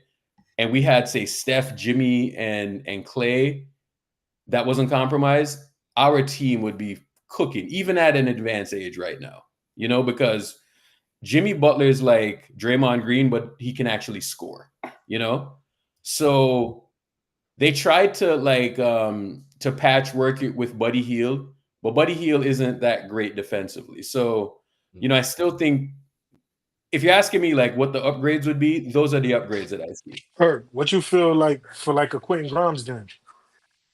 I mean, low on the value, 6'5" guard, played a couple years in New York, broke out in Philly. You know what I mean? If you really look at it, he's a shooting guard. And Tyrese Maxey, when he playing his best, he's a shooting guard too. He's learning to be a combo guard, but he's not going to have the rock in his hand as long as Joel Embiid's on the team. So I think it's going to be a conundrum with those two anyway. Grimes might not be there. So how you feel if it was Quentin Grimes? He could defend. He could shoot. Quentin Grimes.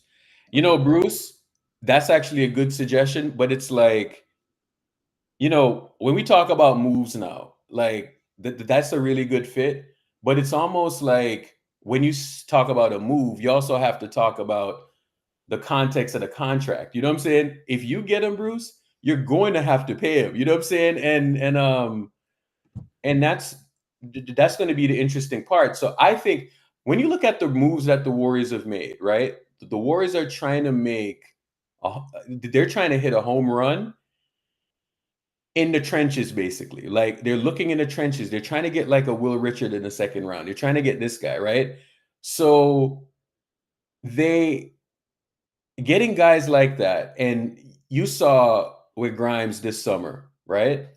And how weird the financials were. So that is a good suggestion. I mean, hold up. Didn't Quentin Grimes fry us last year? I think he went crazy against. Yeah. I'm not gonna hold you. He probably did. We got to go. Yeah, bro. Look at the numbers. He was going crazy for a 25-game stretch. Butler didn't play, bro. And bro, he was a flat out bucket, bro. He was making every shot. It felt like. Yeah, he destroyed us when we played him in Philly. Bro, he was making every shot. I was like, bro, when is this fucking dude gonna miss? That's actually not a bad suggestion, but if I remember correctly, he did take the qualifying offer, right? That would be a rental. I don't think the Warriors, ultimately, bro, I just think we're just going to do the thing where, Yeah, he dropped 44 points, yes. Now, if you tell me that we can address some of those things with, say, a Jonathan Kuminga move, I would say, okay, maybe. But I think teams are going to look at us when we get to the deadline, say we try to trade JK at the deadline, and they're going to look at us and offer us nonsense, right? Hey, brother, so can I ask you a question right quick since you just brought up Kuminga? What's the deal from the Warriors homies on the Kuminga deal? Because as an outsider, bro, I clearly don't know everything going on. I'm just scared of what I see his skill set as. I want him to work on his jumper. I like the way he gets to the rim. Yeah. He definitely, he got a nice size built as far as, an athlete wing. He looked strong, look like he in the gym, look like he compete. He look like he just want more opportunity. I know he don't stretch the floor for y'all, and a lot of defenses drop off him because he don't have that threat. But yeah, I mean, what y'all saying as the Warrior fan base? You ready to come off him this year? I seen all the bullshit with the contract situation. What y'all want to do with bro? So it depends on who you ask, right? If you ask me, I want to make the shit work. You know what I'm saying? I think as fans, we do this thing where if a guy doesn't work one time, we kind of just discard him. You know what I'm saying? So that's my problem with that, bro. Somebody don't work. It's oh, no, he sucks and blah, blah, blah, blah. And I'm like, nah, I think he can work, right? So I don't look at it from that standpoint. I think, all right, so in the preseason, I was watching him, Faizo, and he was the only dude out there that was really collapsing the defense, right? Steph would do the gravity stuff or whatever, and that's important. But he was the only guy that when he got the ball, he would collapse two defenders in there, right? And then he collapsed the two guys going downhill, and then the ball would start, and the ball moved, and the ball was moving like 1 or 2 passes away from his pass, and we were getting a shot up, and we were getting clean looks. So once I saw that, bro, I was like, there has to be a way that this coach can incorporate that thing, right? And if you're just going to have him out there just running the floor and doing this, and, you know, I think you're kind of wasting him, because I love Jimmy Butler, but Jimmy Butler is not that type of player. You know what I'm saying? And you're hearing people say stuff like, oh, Jimmy Butler, you know, he's not a real second option, this, that, and the other. No, Jimmy Butler's approach is different, right? Like, he's kind of like in between, in the trenches. I'm going to get you a bucket here. I'm going to make a play for this guy. And I think people don't realize, like, that's what Jimmy is. And they're expecting Jimmy to go and get a bucket. Kuminga can provide that, right? But you got to put him in a certain situation where he can provide that, and not like say you should be running the court and doing this and doing that. Nah, like, you need to actually incorporate him in a real way. And I don't think we've done that. And this is where I've challenged the coach to say, yo, maybe you should come up with some new ideas on how you can run your thing. You know what I'm saying? Sometimes when you're doing stuff for like a real long time, like you've been doing stuff for a decade plus, you tend to become caught up in your habits, bro. You know what I'm saying? Like, maybe sometimes you can go to the gym and switch your routine up. You know what I'm saying? And you get things, you know, more fluid or whatever. I think Kerr has just been caught up in, this is how we do things, and that's how I'm going to do it. And, you know, I'm not going to look for a different way to do. There has to be a way that you can incorporate a guy that can collapse a defense and still have Steph out there and make it work. You know what I'm saying? So there has to be, you know, because maybe there's some way that we can unlock the thing that he does. Because I was watching him in the preseason, he was making those passes. And in the NBA, what you want to do is that you want to collapse and you want to get the ball moving, right? Like Boston with Brown and Tatum, they were running a real high level offense by both of those guys collapsing and making that ball move, right? So maybe we can incorporate some of that. I'm not saying to ditch the Steph stuff. I would never say that. That's the most effective thing in ball right now. But maybe there is an element where you can work that in. And I feel like I'm literally, or our community is the only community that's saying that. It's almost like people just want to, you know, just kick a talented kid off the team. And I'm like, bro, like, these dudes don't grow on trees. You know what I'm saying? And I know what people are saying is like, oh, he doesn't work. Bro, we haven't tried to make the thing work in a real way. So, you know, one, he has to be a better playmaker to make it work. If you're going to have the ball in your hands in this league, you have to, you know, make the extra pass, right, to get that ball moving. In the preseason so far, he's done that, and he's looked pretty good. So, you know, let's see if that actually translates, and who is going to start tonight, because we still don't even know who that fifth person is. He's keeping it a secret. I have a feeling it's going to be Kuminga. It should be, and make it work in a real way. Because last season we started off and we had, you know, Andrew Wiggins, Steph Curry, Kuminga, Draymond, and TJD. Come on, bro. That's not being serious. So it sounds like y'all out on the Moses Moody and the Anthony Melton shit, huh? No. Moody is hurt. He has like a calf thing. I actually like Moody. Moody is good. He looked really good in the preseason, and then he got hurt. Melton, bro. Melton had me thinking that we were going to win the title last year, bro. I'm in that start. The stuff that bro, in that Dallas game, I was watching him and Kyrie. And I was watching how he was guarding Kyrie, and Wiggins had Luka. Bro, when I was watching that and the way that they were D'ing up, I thought we were going to win the title, dog. Like, I was like, if this is what's going to happen in a playoff game where this guy is going to be doing these dynamic things, but then that game, he actually tore his ACL and everything went to shit after that, and everything started to cascade. Now I think we have more stability. So going into this season and just looking at it going forward, I think that with Kuminga, with the things that we've added, with what we did last season, I think I think we're going to be in a good spot going forward, right? Because we found something to end the year last year, and the last time it was in that configuration where we lost, we found something, but then we lost, and then the following season we came back better. So in 2021, we were struggling most of the year, and then we found something. And then the next year we won the title. I feel like they can. I think they found something, but I think they can go to another level if they try to utilize Kuminga's talent.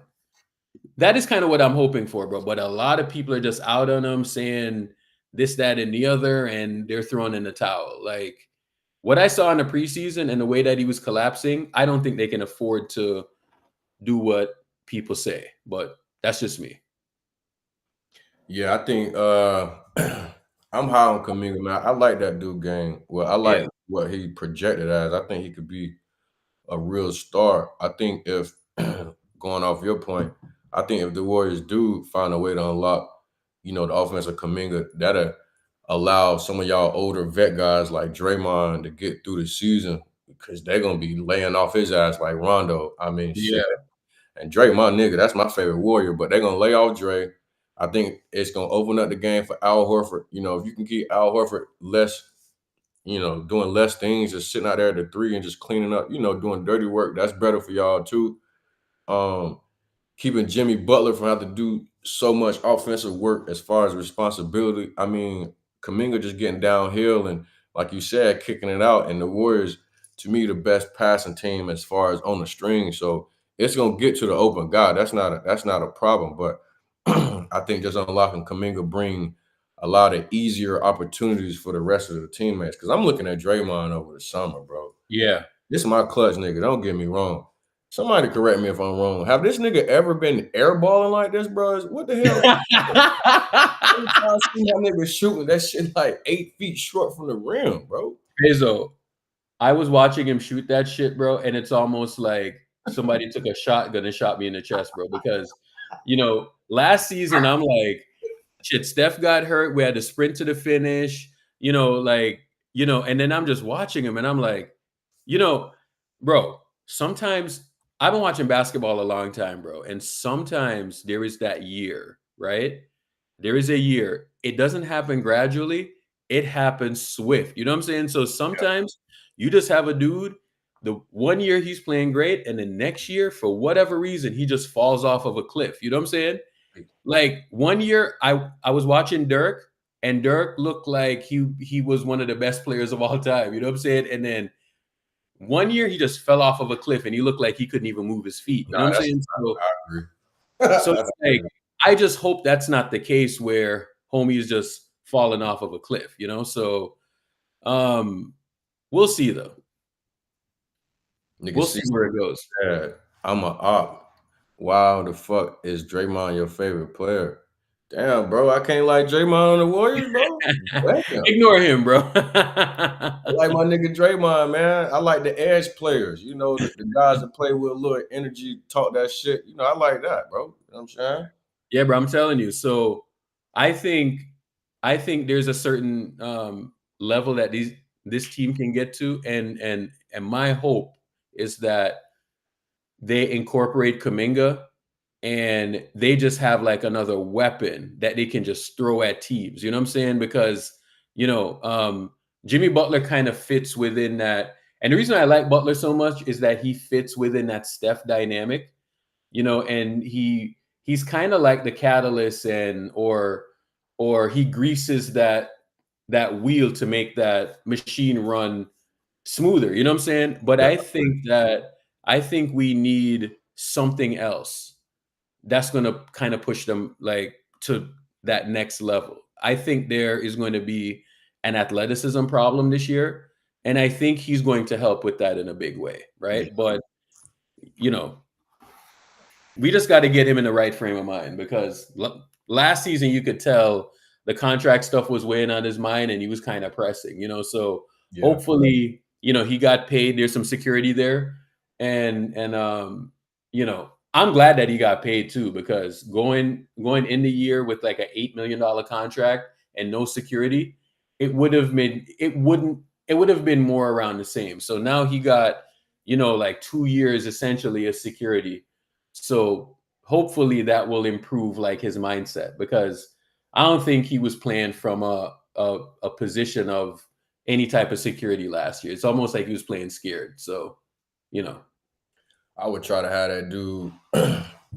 I mean, rim running not enough to be said, but you know, I'm thinking about the Western Conference. Like, what real wings is out there for him to even really be worried about? Like, Braun is out, KD in Houston. He's trying to figure it out with Houston. I mean, KD of course, but outside of KD and Braun, I mean, who you worry about? Kawhi don't even play 65 games. Julius Randle definitely a force, but I mean, Kuminga can hang with him. Outside of those two guys, like, what is the star-studded matchups that he got to really come out and, you know, be so stressed the night before? Like, if I'm Kuminga, I'm coming out relaxed. I'm playing, you know, like fool's gold. I ain't got nothing to lose. Just try to earn your keep, bro, in my opinion.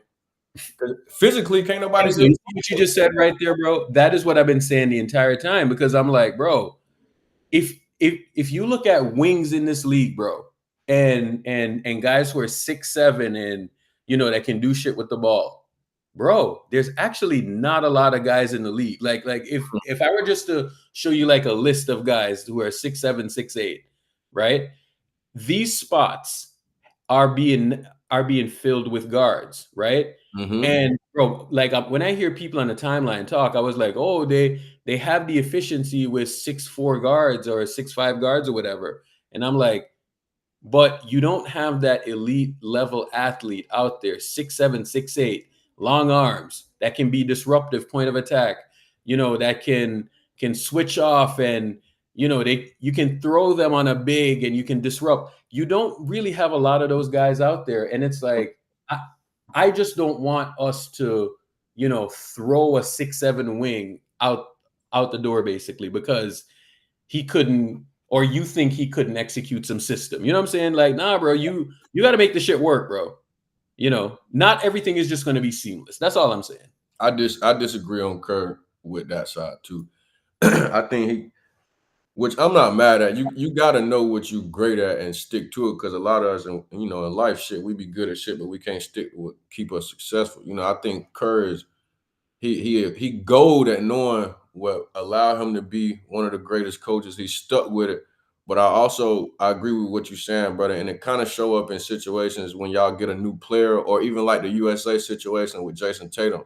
Yeah. It's like what Kerr he know, and then what he don't know, it's damn near like he don't put the same focus into growing or learning what needs to be learned. You know what I'm saying? If it's like stressing the offensive system outside of just split actions, like you're saying with Kuminga, can we take that same focus and energy into actually getting 3 to 4 minutes of impact from our other guys? And I agree with you on that, bro. I really do. I think that'll make y'all a whole different team if we can figure that shit out.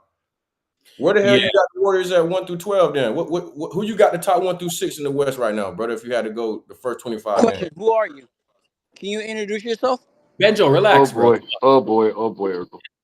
Relax, Benjo. Come on, stop. Let me do this. So I think, all right, let me start with OKC, because they're the champions, right? OKC, I think is going to do right around the same thing that they're going to do. I think they are, you know, when a team wins a championship, they just have like a different type of bounce, a different type of swagger. I'm going to say OKC is going to be, they're young, bro, and they just won a championship. It only makes sense, right? I got, in no particular order, but I'm going to just say OKC is 1, right? Okay. I got us, the Houston Rockets, and the Timberwolves, okay? I don't think there was a lot of turnover with the Timberwolves. The Clippers, I think the Clippers are going to be in the mix as well. Last season, they had a pretty good defense. And, you know, then they added Kawhi and all of that stuff. So I think they can still be sustainable even without Kawhi. Hopefully Kawhi We'll see what happens with him though. But you know, the surprise team. You know, so I named what 6 already? 5. 5. All right. So DC, Golden State, Houston, T Wolves, and the Clips. Right. So then I got I don't know what Dallas is going to look like. I want to say Dallas. Dallas is good on paper, but I'm not sure what they're going to look like. You know, Kyrie is not there yet. And I was looking at them running Cooper Flag at point guard and all of that. Cooper Flag is a really good player.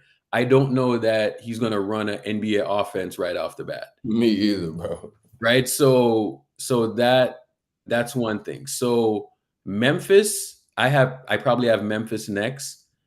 And this is where it's going to start to get interesting because then we got the Spurs, right? No Denver. Oh, interesting. Right. So Denver and the Spurs are going to be right in there, right? I think Denver is going to struggle this year. Contrary to popular belief, I think Denver is going to struggle this year. Because it's like 12th. It's like 12th. Oh, my fault, gang. Go ahead. And you have us like 12th, Urkel? Is that where you have us? Who, the Lakers? No. I'm not even doing this in any particular order, right? But, you know, so I think the Lakers are going to just be right in that where Memphis and the Spurs and it's, bro, don't get me wrong. What I'm saying is that there's going to be a dogfight this year. There's been a dogfight like the last couple of years. And, you know, I think the Spurs are going to make a leap this year. Right? So you look at all these teams and you're like, well, shit. I don't know the injuries yet because it's really going to depend on injuries and all of that stuff, right? But, you know, Triple J's out as well, by the way, just for Memphis. Yeah, so how long is he going to be out? 8 weeks. Now, 8 weeks. Now here's the thing with Portland. Portland paid some guys. They look really good. They're pretty good defensively. Oh, he did play 35 free? Oh, I thought he was injured. Right, so okay. I'm telling you, bro, like I'm just naming teams right now, but a lot of this stuff is going to come down to injuries. Oh, it's right? Edney. It's the big guy. The big guy's gone. That's right. Their big center's gone. That's who's gone. So that's what I'm not sure. Yeah, Jay, I was like, how? So Zach Edey? Eddie and Clark are not playing, and Pippen. They lost Pippen too. That's right. Bro, I feel bad for Brandon Clark, bro. Like since Brandon Clark since he tore his ACL, he has just not been right, bro. I feel for him, man. He's just not been right. Now you have a team like, say, New Orleans, right? New Orleans was really good, not last year, but the year before. They were like a +5 team. I think 2 years ago. So with Jordan Poole, I got to see how that team meshes and how they play defense. But how I'm looking at it, bro, if you're not playing defense in the Western Conference, you're going to have a really, really difficult time. You're just going to have a really difficult time. So last season, if we're to look at the defensive rankings, right? The OKC Thunder were the best defensive team. Then you had the Clippers. Then you had the Rockets, the Timberwolves, and then you had the Warriors, right? I think you can almost sort offensive or defensive ratings, and you can just kind of figure it out. Any team that plays defense is going to be in the mix. Golden State, then you had Memphis, and then you had the Lakers, right? Right? Denver, the reason why I'm not that high on Denver, I have to see where they're at defensively, right? I know they got back, what's his name, right? But are you good enough defensively to hold up this year? I think defense is going to be more important this year. That's why I kind of knocked Denver down a little bit. Because, yeah, I think a lot of people have Denver in the top 3. I don't. I think Denver is going to fall down a little bit.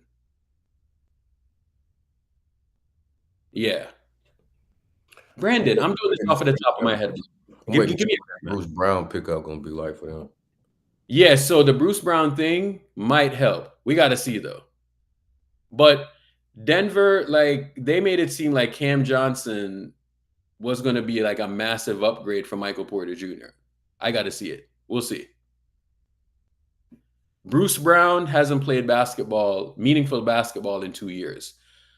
He got paid, and then they were like I think he was hurt, you know. So in other words, he hasn't played meaningful basketball in 2 years. Let's see. But it sounded like he was excited to be back there. He wanted to be in the system, all of that stuff. So we'll see. But I don't know.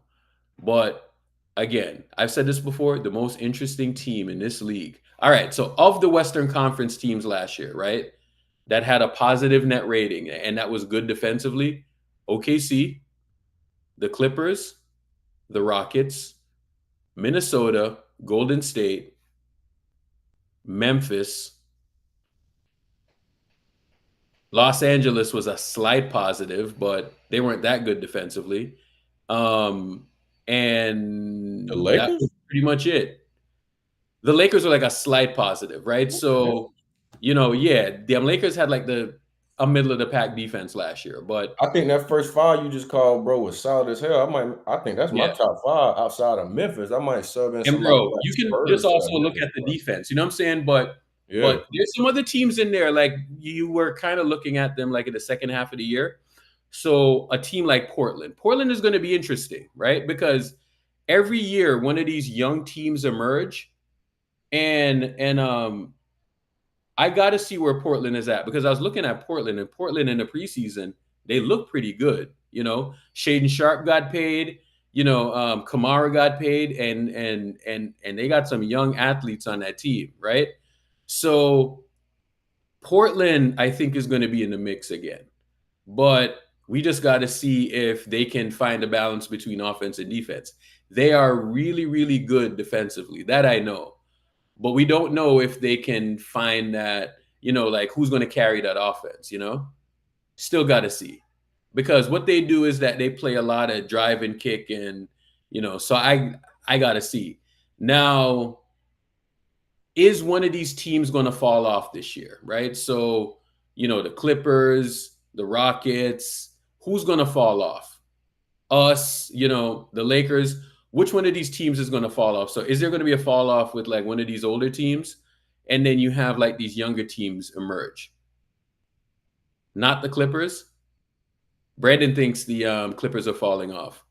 I think LA, the first 25 games, I think the Lakers, we're going to be fighting for close to 500. Yeah. I think the Jazz don't have enough firepower to stick with the rest of the West, so I think they're going to fall out of contention as well. Not saying they was in a contention, but I think the Jazz going to go to the bottom.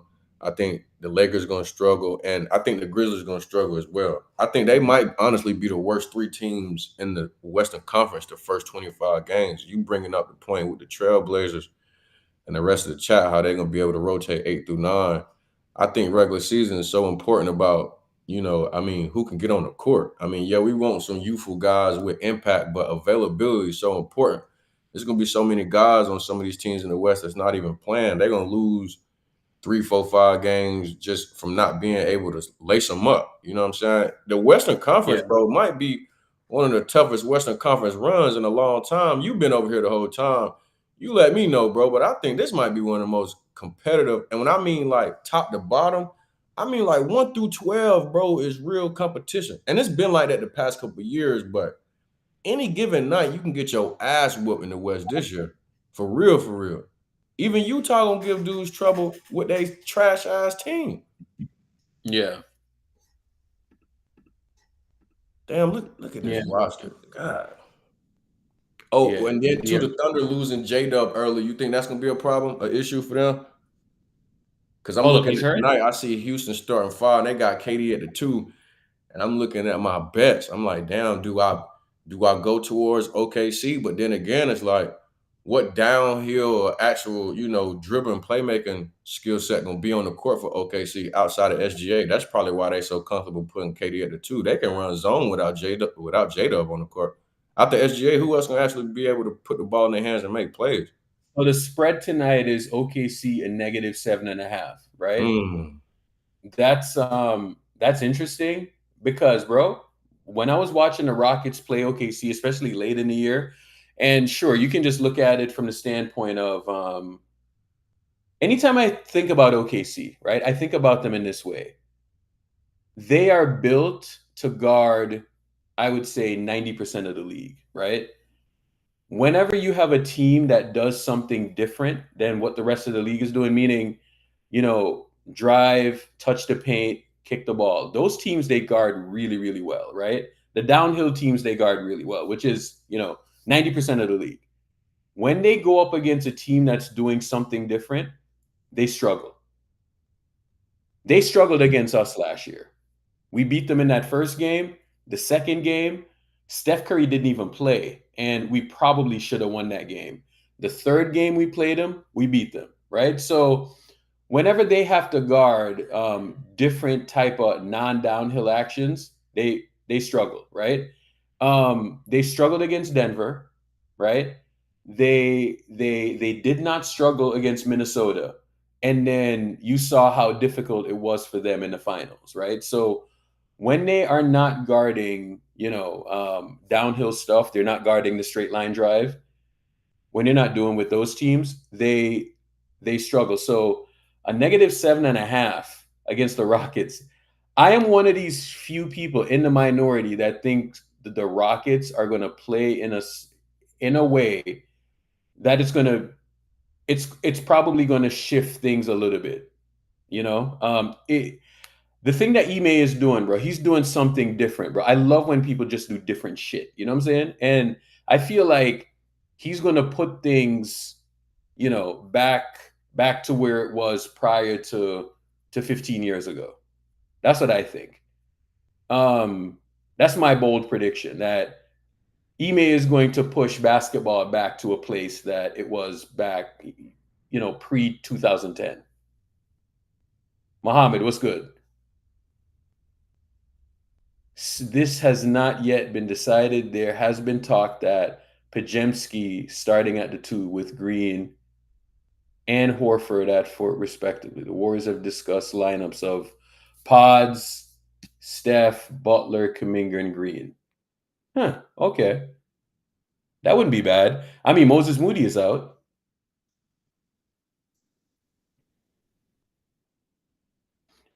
Ime did play for those Duncan teams, and they're running similar stuff. Yeah, 35 free. I think about stuff like that, bro. I think about stuff like that because,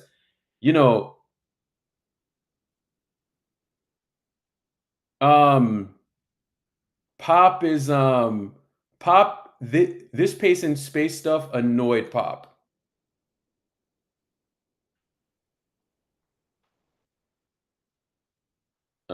That's why it's 0. Hold up.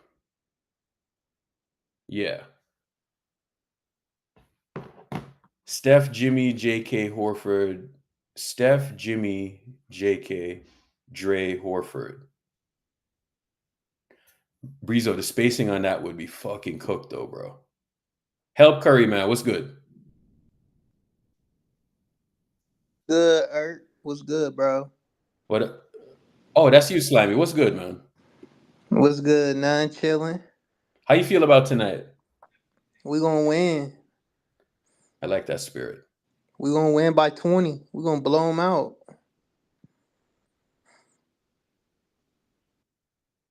If that happens, it's going to be a war zone, bro. It is going to be a war zone. All right, chat. Here's what I'm going to do. I'm going to shut down. I have a meeting in like 30 minutes. I'm going to get that meeting done. I think Space Gang Lakers is going to start up. It is. So Space Gang Lakers is going to give you their perspective, all in the Space Gang network, right? So let me hear what Laker fans are saying. And then I'm going to start up at around 4 Pacific, 7 Eastern. And then I'm going to run into the game. We're going to watch that first game together.